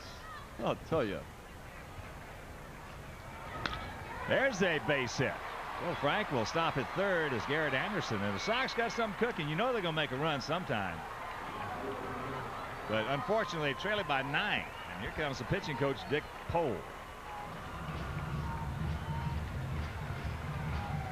There haven't been too many line drives, but 2 in a row right here by Frank Thomas and Paul Konerko. And while former big right-hander Dick Pole talks to his young rookie, let's take a look at our upcoming games brought to you by new Pepsi AC, the chewable kind. You'll see next 3 will be in Baltimore, then down to Tampa Bay, Tropicana Field in St. Petersburg for a 4-game set. That 7-game road trip. We'll have the first 2 games for you now, as you see right there from Baltimore, right here over WGN Sports.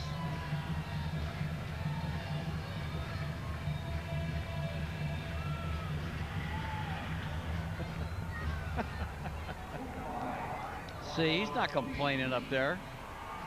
Having a ball. Here's Carlos Lee. Carlos 0 for 2. Strike on the outside corner.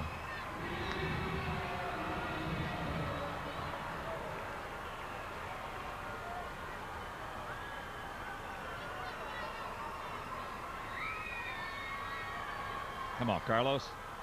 Keep this thing going. Got a little fun here for a while. Mo playing behind Konerko at first as he flips that one foul. Right side, Souvenir.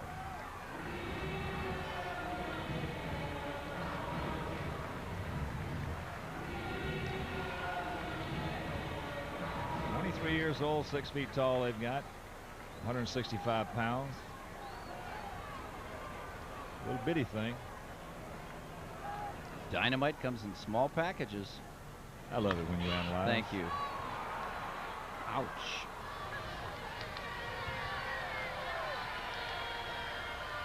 Lou Pope. Bring him on. Yeah.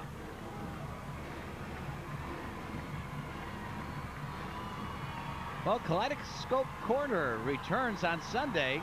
That's easy for me to say. Kaleidoscope Corner. Sunday, August 29th at 1:05. The A's are in town. All kids are invited. It's fun stuff like face painting clowns, animal balloons, picture coloring, and more. Open between the 3rd and 7th innings. It's located on the 100 level in center field. Children must be accompanied by an adult. For tickets, call 312-831-1-SOX. No. He did not go. Did Skip Ellison, did that apron that we ordered from Wimpy ever get here yet? It's not funny. They haven't decided it. We got to get Wimpy to the apron because he please. butchers up those promos so bad. Wipe the blood off. But people listen when you do that, dude. I mean, I have had reports. Anybody can read them straight through. Darn right. Uh-oh.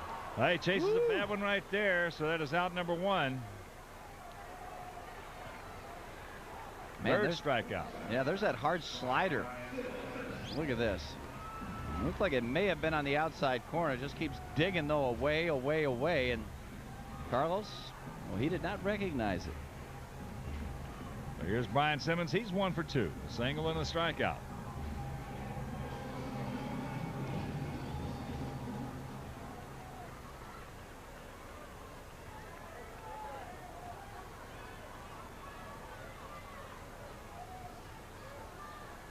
Now field swung slightly to the left as there's an inside strike that he called.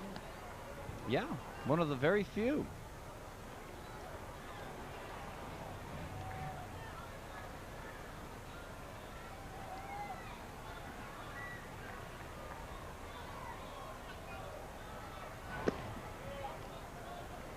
Change misses down low. That evens the count at 1.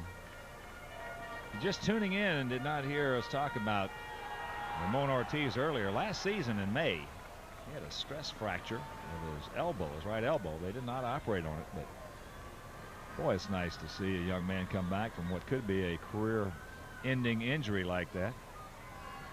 It's not bothering him today, that's for sure. There's a chopper foul. So with the count 1-2 to Brian Simmons, let's pause for station identification. This is America's #1 sports station, WGN, Chicago. Along with the Wimperoo, Big Bob, the Duke Meister, Tom Paciorek, Ken Harrelson from Comiskey Park. Finale of this 8-game homestand. Sox, it appears, unless they can do something really big, they're going to have themselves a nice homestand at 6-2.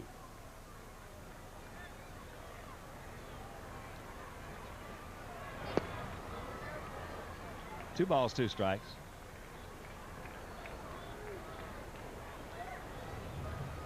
I'll let you know when you can start worrying, though, Duke. Oh, I quit worrying a long time ago. When?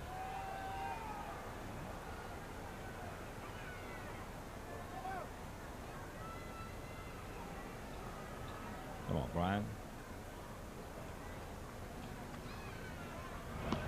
Full count. Now reel him in.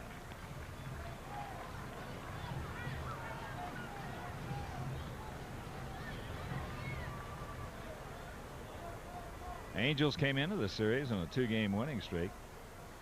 They're 23 games under 500. Mercy. It's hard to believe. Ooh. Chased a bad one, but he did get a piece of it. And Lemon Chill saves all season long. Lemon Chill will donate to the Chicago White Sox charities each time a White Sox pitcher records a save. Lemon Chill is available at Comiskey Park and your local grocer. They're good.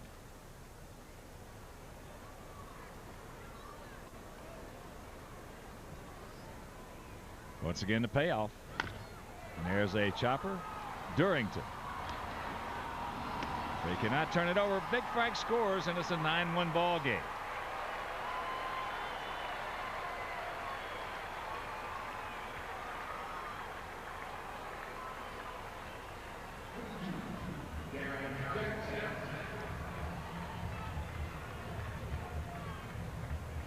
So 2 out. Simmons at first. And here's DJ. DJ 1 for 2.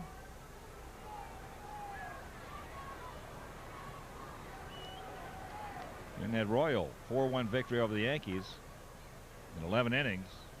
Rigby the winner, Grimsley the loser. Blake Stein and David Cone with the starters in that ball game.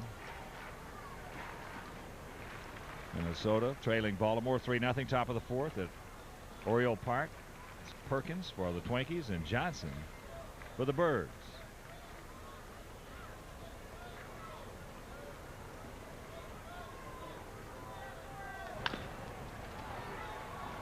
Trent Durrington, DeSarcina, and that'll do it, but the Sox do get on the board. They won't be shut out. We'll go to the 8th, trailing by 8.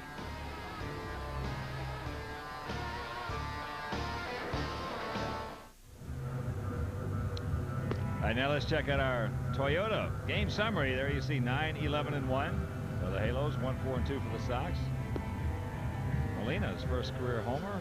Marquet had another tough outing, 4 2/3, 8 hits, 6 earned runs. It has not been a good ball game this afternoon. It's a shame, too, because the Sox, well, they just played so well in this homestand.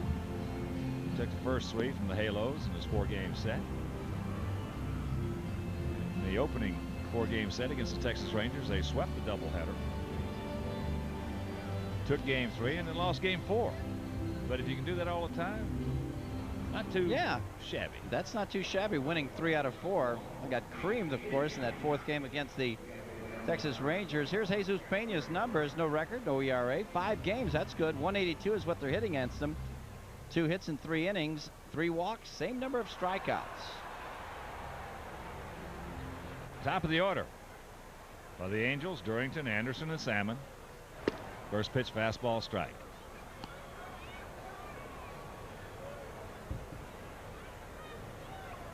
Durrington 0 for 4 today, 0 for 12 in the series. Now, if he strikes out somebody, he has Pena. He's got some real good body language out there. Young man got a chance to be a real good reliever. He's sharpen up his off-speed pitch and his slider. But he's got a good enough fastball, good enough arm.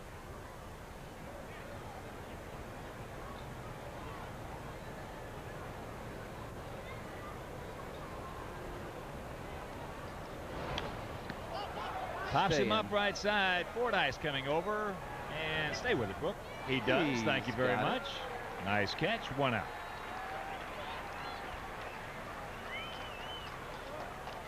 This will make the highlight reel. Good job by Brooke going over there and then reaching in there and taking it away from a fan.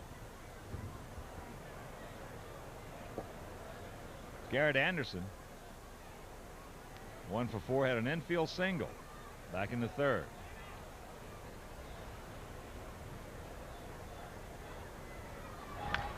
Fouls that fastball away, so he's 4 for 18 in this series. Fundamentals is presented by Gatorade. It's inside Comiskey Park at Gate 3. Fundamentals is open before and during all White Sox home games. It's a great place for kids to learn and practice their pitching, hitting, and baseball skills. And the best part about it, it gets down for a base hit. I was just going to say it's free. Well, the broken bat single by Anderson.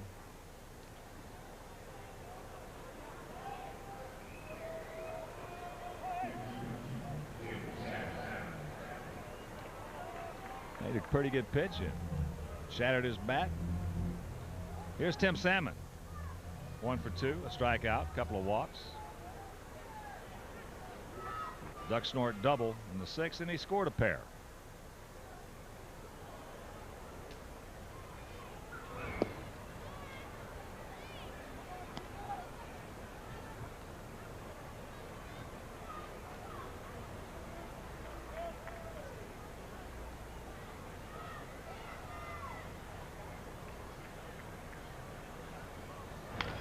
Oh, ate him up right there. That's fair.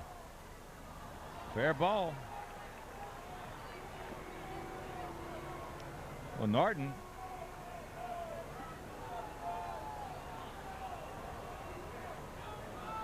didn't know what he was going to call it. All of a sudden, I'm going to throw him out anyway. This is funny looking play, though. Oh, yeah, real funny. It looked like the ball's got to go foul, and all of a sudden it takes a right turn and stays fair. That was not Tim Salmon's A swing, by the way. Tim has really had some, he's not swung the bat very well in this series. He's gotten some hits, but he's hit a lot of line drives in his career right at guys as well. Here's Mo Vaughn. Take strike 1.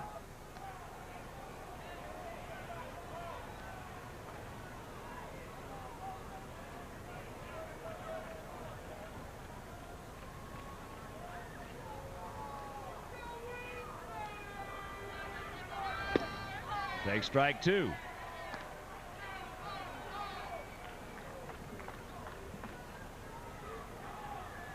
Give me your best fastball about just on top of the letters.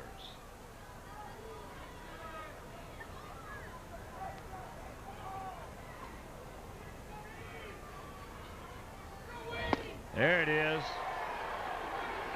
So Pena strikes out. Move on. 2 down. Yeah, this one was helmet high. See Mo in that crouch, that crab style, and look at Pena.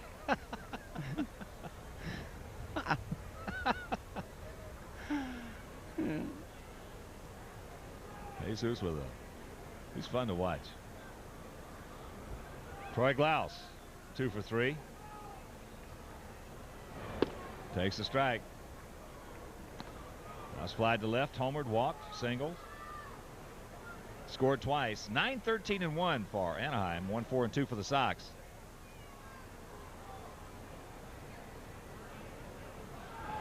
Change. Not a real good motion with the change right there, but he still could not lay off of it.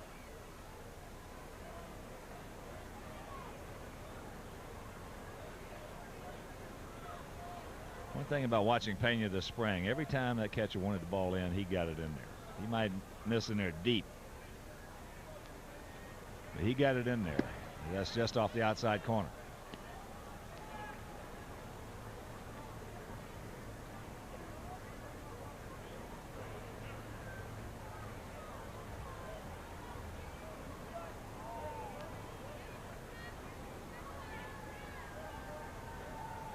Big gap in left center field. There's a nice pitch in on the fist. Nothing he could do with that one. He did fight it off, so the count hangs at 1-2.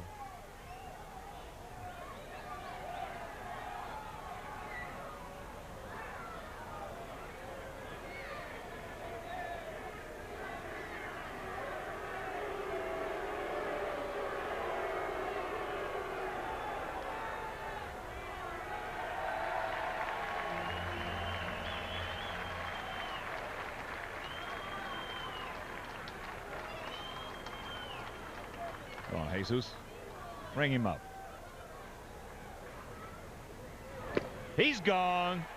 Yes, he'll grab some bench. That'll retire the side. We'll go to the bottom of the 8th, trailing 9-1.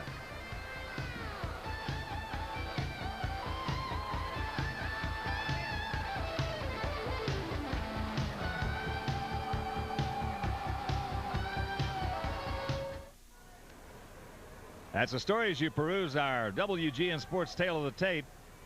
Change for the Angels. Jeff Houston moving in first base for move on as Greg Norton takes up high from the 23-year-old rookie right-hander Ramon Ortiz, making his major league debut, and he has done himself proud this afternoon. Had a 2-hitter until last inning, doubled by Frank, single by Konerko. Fielder's choice by Simmons. Sox got on the board. So 1-4-2 for the Sox. 9-13-1 for the Angels. 2-1 to count. Fordyce on deck and Craig Wilson in the hole.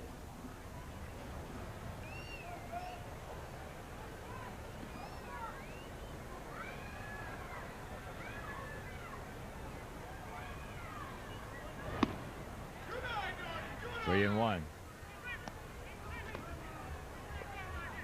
This young man has yet to walk anybody. He has just been coming right at him. Yeah, it looks like he's aiming for the middle of the plate, and he knows he's got movement on it, so he's not going to throw it right down Broadway most of the time. Look at this. Whew, there's some gas. 3-1 fastball, looking for it, got it, and couldn't do anything with it.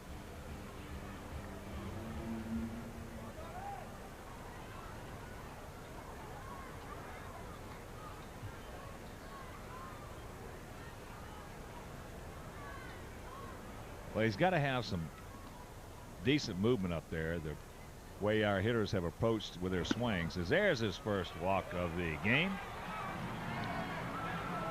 Yeah. Hadn't been a whole bunch of good swings this afternoon from the Sox hitters. Lou Pope once again. There's Fordyce. He's 0 for 2.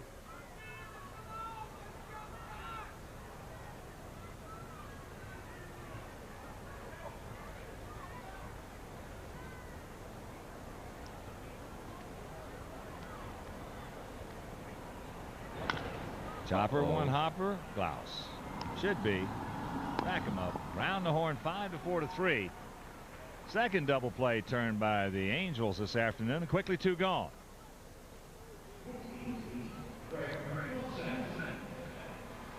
Saturday at 1 on WGN. Battling gods, dueling monsters. This guy gets all the action.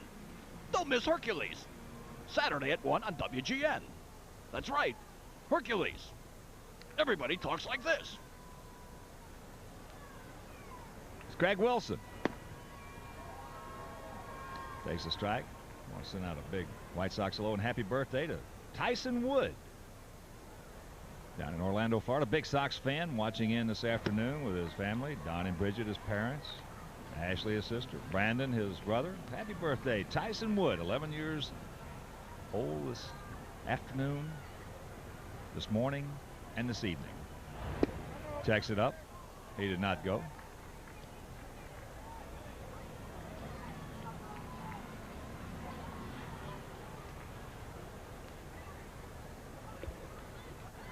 Here's the 2-1 pitch.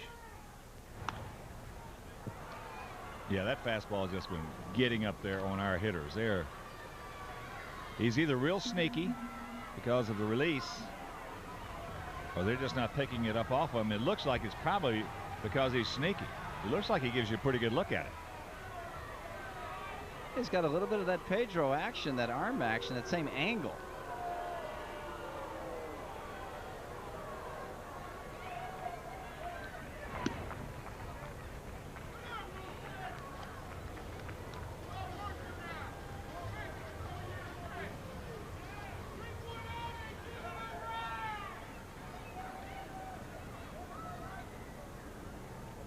Payoff pitch.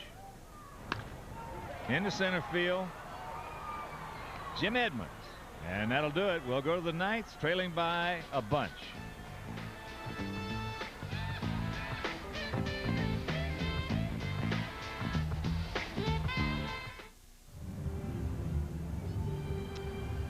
We're into the top of the ninth inning. 9-13-1 for the Halos. 1-4-2 for the good guys. And a pitching change coming on. Well, Jesus Pena had a couple of strikeouts. In the eighth, it'll be the southpaw Scott Air. Jesus is fun to watch pitch. He's been my highlight for today, I'll tell you that. Scott Air is the new Sox hurler. 1-1, 8.55 ERA in 16 games. 29 hits in 20 innings, 13 walks, same number of strikeouts. He has given up 6 long ones. That away, Jesus. Jim Edmonds will lead it off. It'll be Edmonds, Green, and Molina.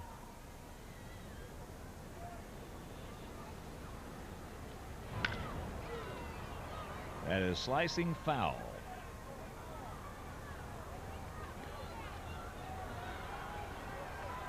Individual tickets for all 1999 White Sox home games are on sale now at the Comiskey Park box office, Ticketmaster, Ticket Centers, including Dominic's, Carson's, and Tower Records, by calling 312-831-1SOX or online at Ticketmaster.com. Nice gap in left center field. There's a breaking ball just off the outside corner.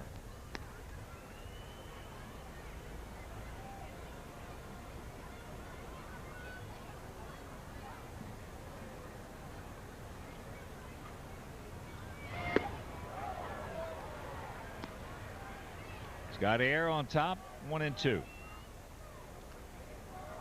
Checking the other action around baseball. As we mentioned, Kansas City in 11 beat the Yankees 4-1. Baltimore now leading Minnesota 4-0. Bottom of the fourth at Oriole Park. Top of the sixth out at Coors Field. Rockies still leading the Braves 2-1. And bottom of the ninth in Houston. Astros trailing Milwaukee 6-5. . . 5 . . . . . . . . . . . . . . . . . . . . . . . . . . . . . . . . . . . . . . . . . . . . . . . . . . . . . . .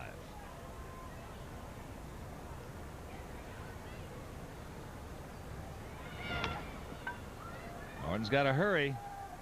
On the move, throws it away.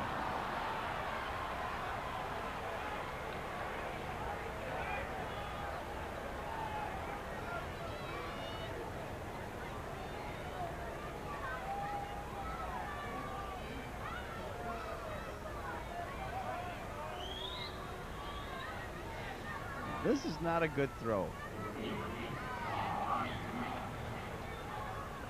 Boy, I'll tell you what, it almost got Edmonds. Whew. So the third error of the afternoon by the Sox. And here's Todd Green. He's 2 for 4. RBI and a couple of runs scored. Good fastball. Scotty. 0-1 the count.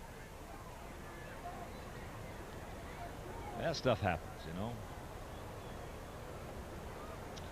Yes, it does.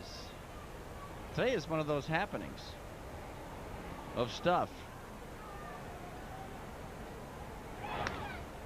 0-2 the count.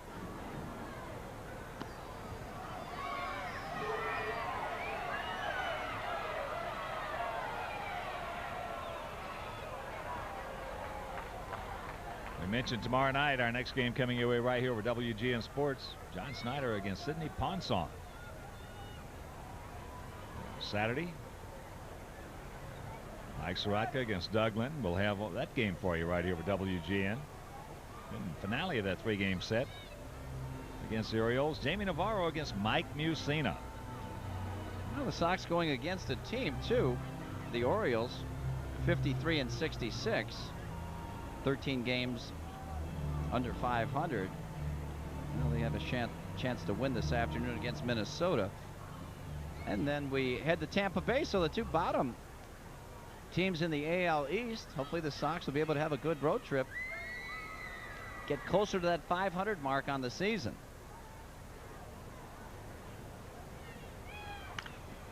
That's popped up right side. Konerko over by the photographer's well. He's there, makes the catch, and that's out number 1.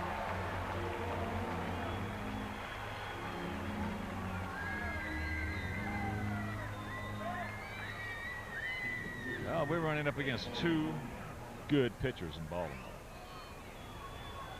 Ponson, Mussina.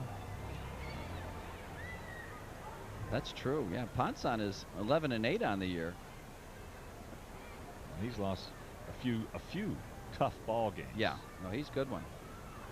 Well, here's Ben Molina, 25-year-old rookie. Ben homered, single twice. He's knocked in 4.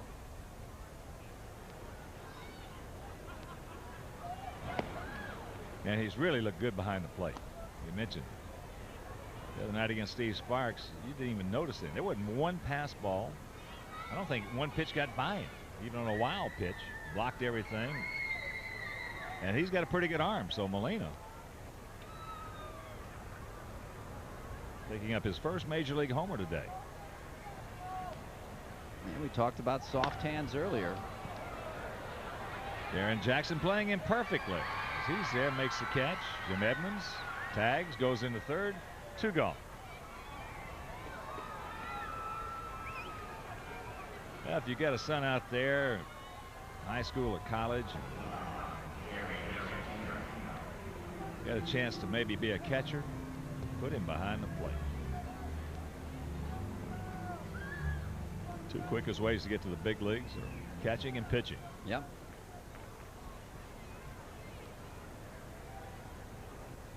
Here's Gary DiSarcina. Gary's 0 for 4 and he's knocked in a run. Takes that fastball high off the plate.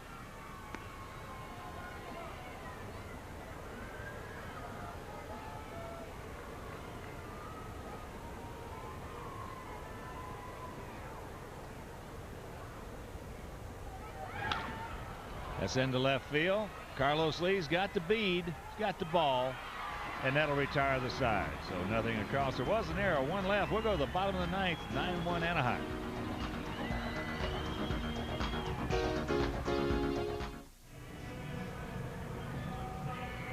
It's the home half of the 9th inning. Sox trailing by 8.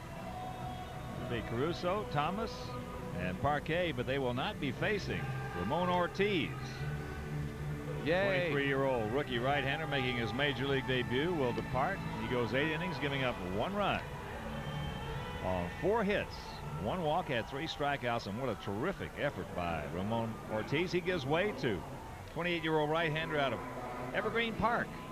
Now resides in Chicago, Lou Pote. Wimpy. Yeah, good ERA, 1.69. He made 1 bad pitch, though, that hanging curveball to Frank Thomas that lost game number 2 for the Angels. So here's Mike, 0 for 3 this afternoon. Takes fastball high.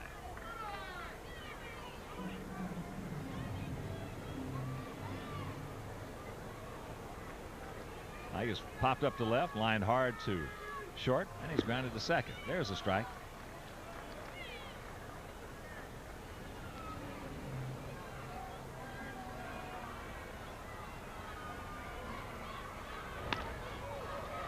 Skinner right there to DeSarcina, who stays right with it.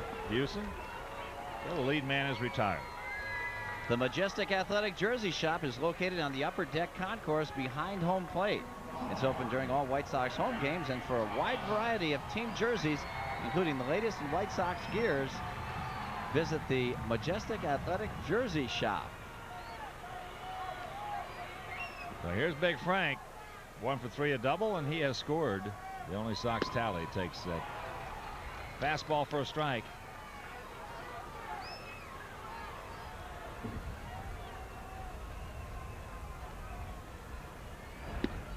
Just off the corner.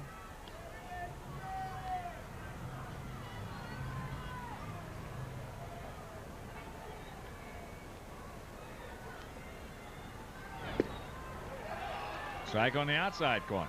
So the count 1-2. Bottom of the 12th.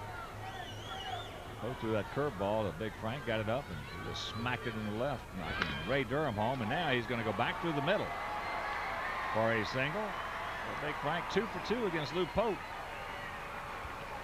And 2 for 4 in this ball game. So, heck, times like this, you got to go for yourself.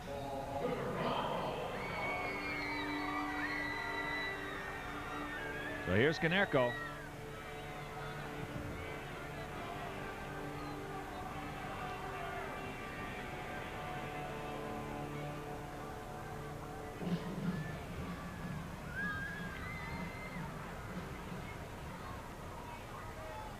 Ball has popped up to center, reached on an error, and singled. Ball hitting at .301 as he stands up that dish to go along with 19 homers, 53 RBIs. Takes that fastball outside. Come on, Polly. Light him up. Pick up number 20.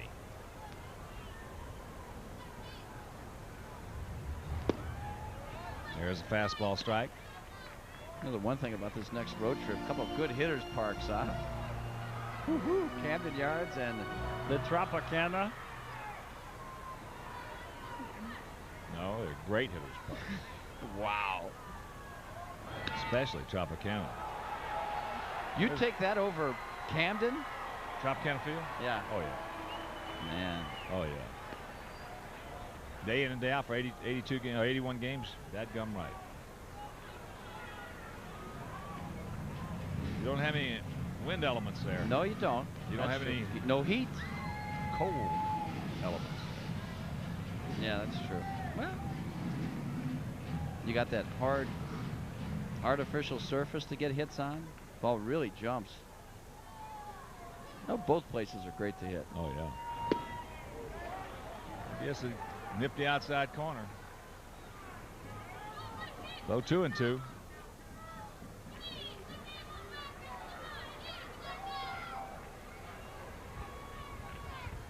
Outfield straight up, they're spread out. Breaking ball and a full count. Carlos Lee on deck.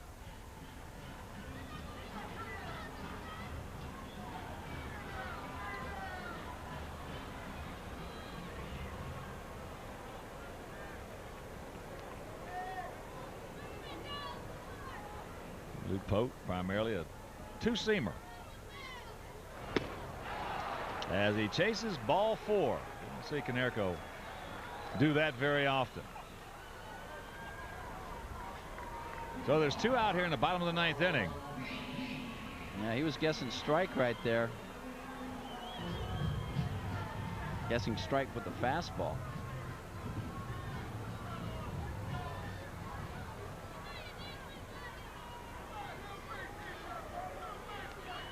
Carlos 0 for 3. Takes ball 1. Baltimore now leading Minnesota 7-0, bottom of the 5th. Final now from Houston. Milwaukee defeats the Astros 6-5. Top of the 7th in Colorado, 2-1 Rockies.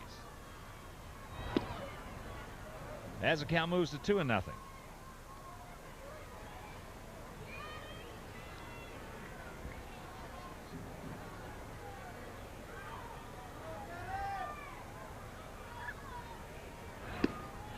It's 3-0. Ryan Simmons on deck.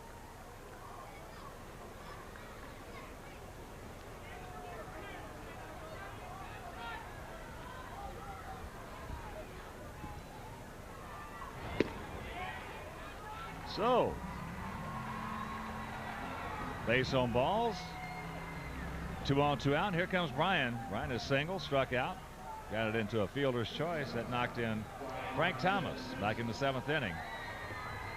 Halos with 1 in the 3rd, 3 in the 4th, 3 in the 5th, 2 in the 6th. 3 home runs in this ball game. Then Molina's first major league homer leading off the 3rd. Troy Glaus 21st homer leading off the 4th. And in the 6th inning, Mo Vaughn cranked out his 21st, a 2-run shot.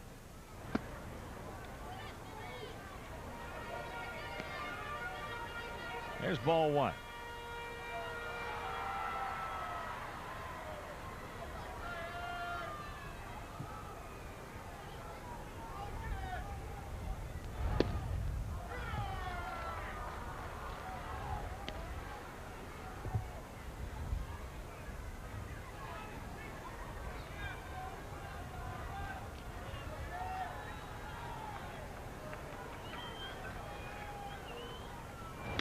There's a base hit. Here comes Big Frank. He'll score. Carlos holds up at second. And it's a 9-2 game. Yeah, might as well give him a finish here, boys. Brian Simmons gets the 2nd RBI. He has both of them this afternoon. Fastball. Didn't rip it, but it was good enough to fall in front of Salmon. And he's got 2 hits. Here's DJ. He's 1 for 3. Takes a strike. Well, that hit right there, and that RBI may have just put you into the lead in our picks to click today, dude. Woo! Big hit too, baby. Got to explain it. Wimpy's pick 7. Skip Ellis and I get 1 apiece. He gets the rest. Is that pitch fouled away? I think that's fair. It was a Steve Schneiderman from Murray, Kentucky. Gave us that formula. Steve did, huh? Yeah.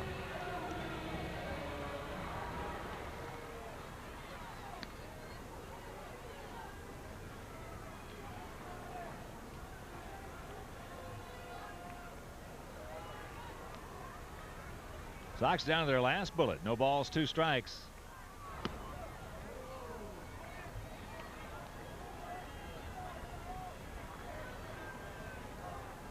Norton on deck if Darren Jackson can reach.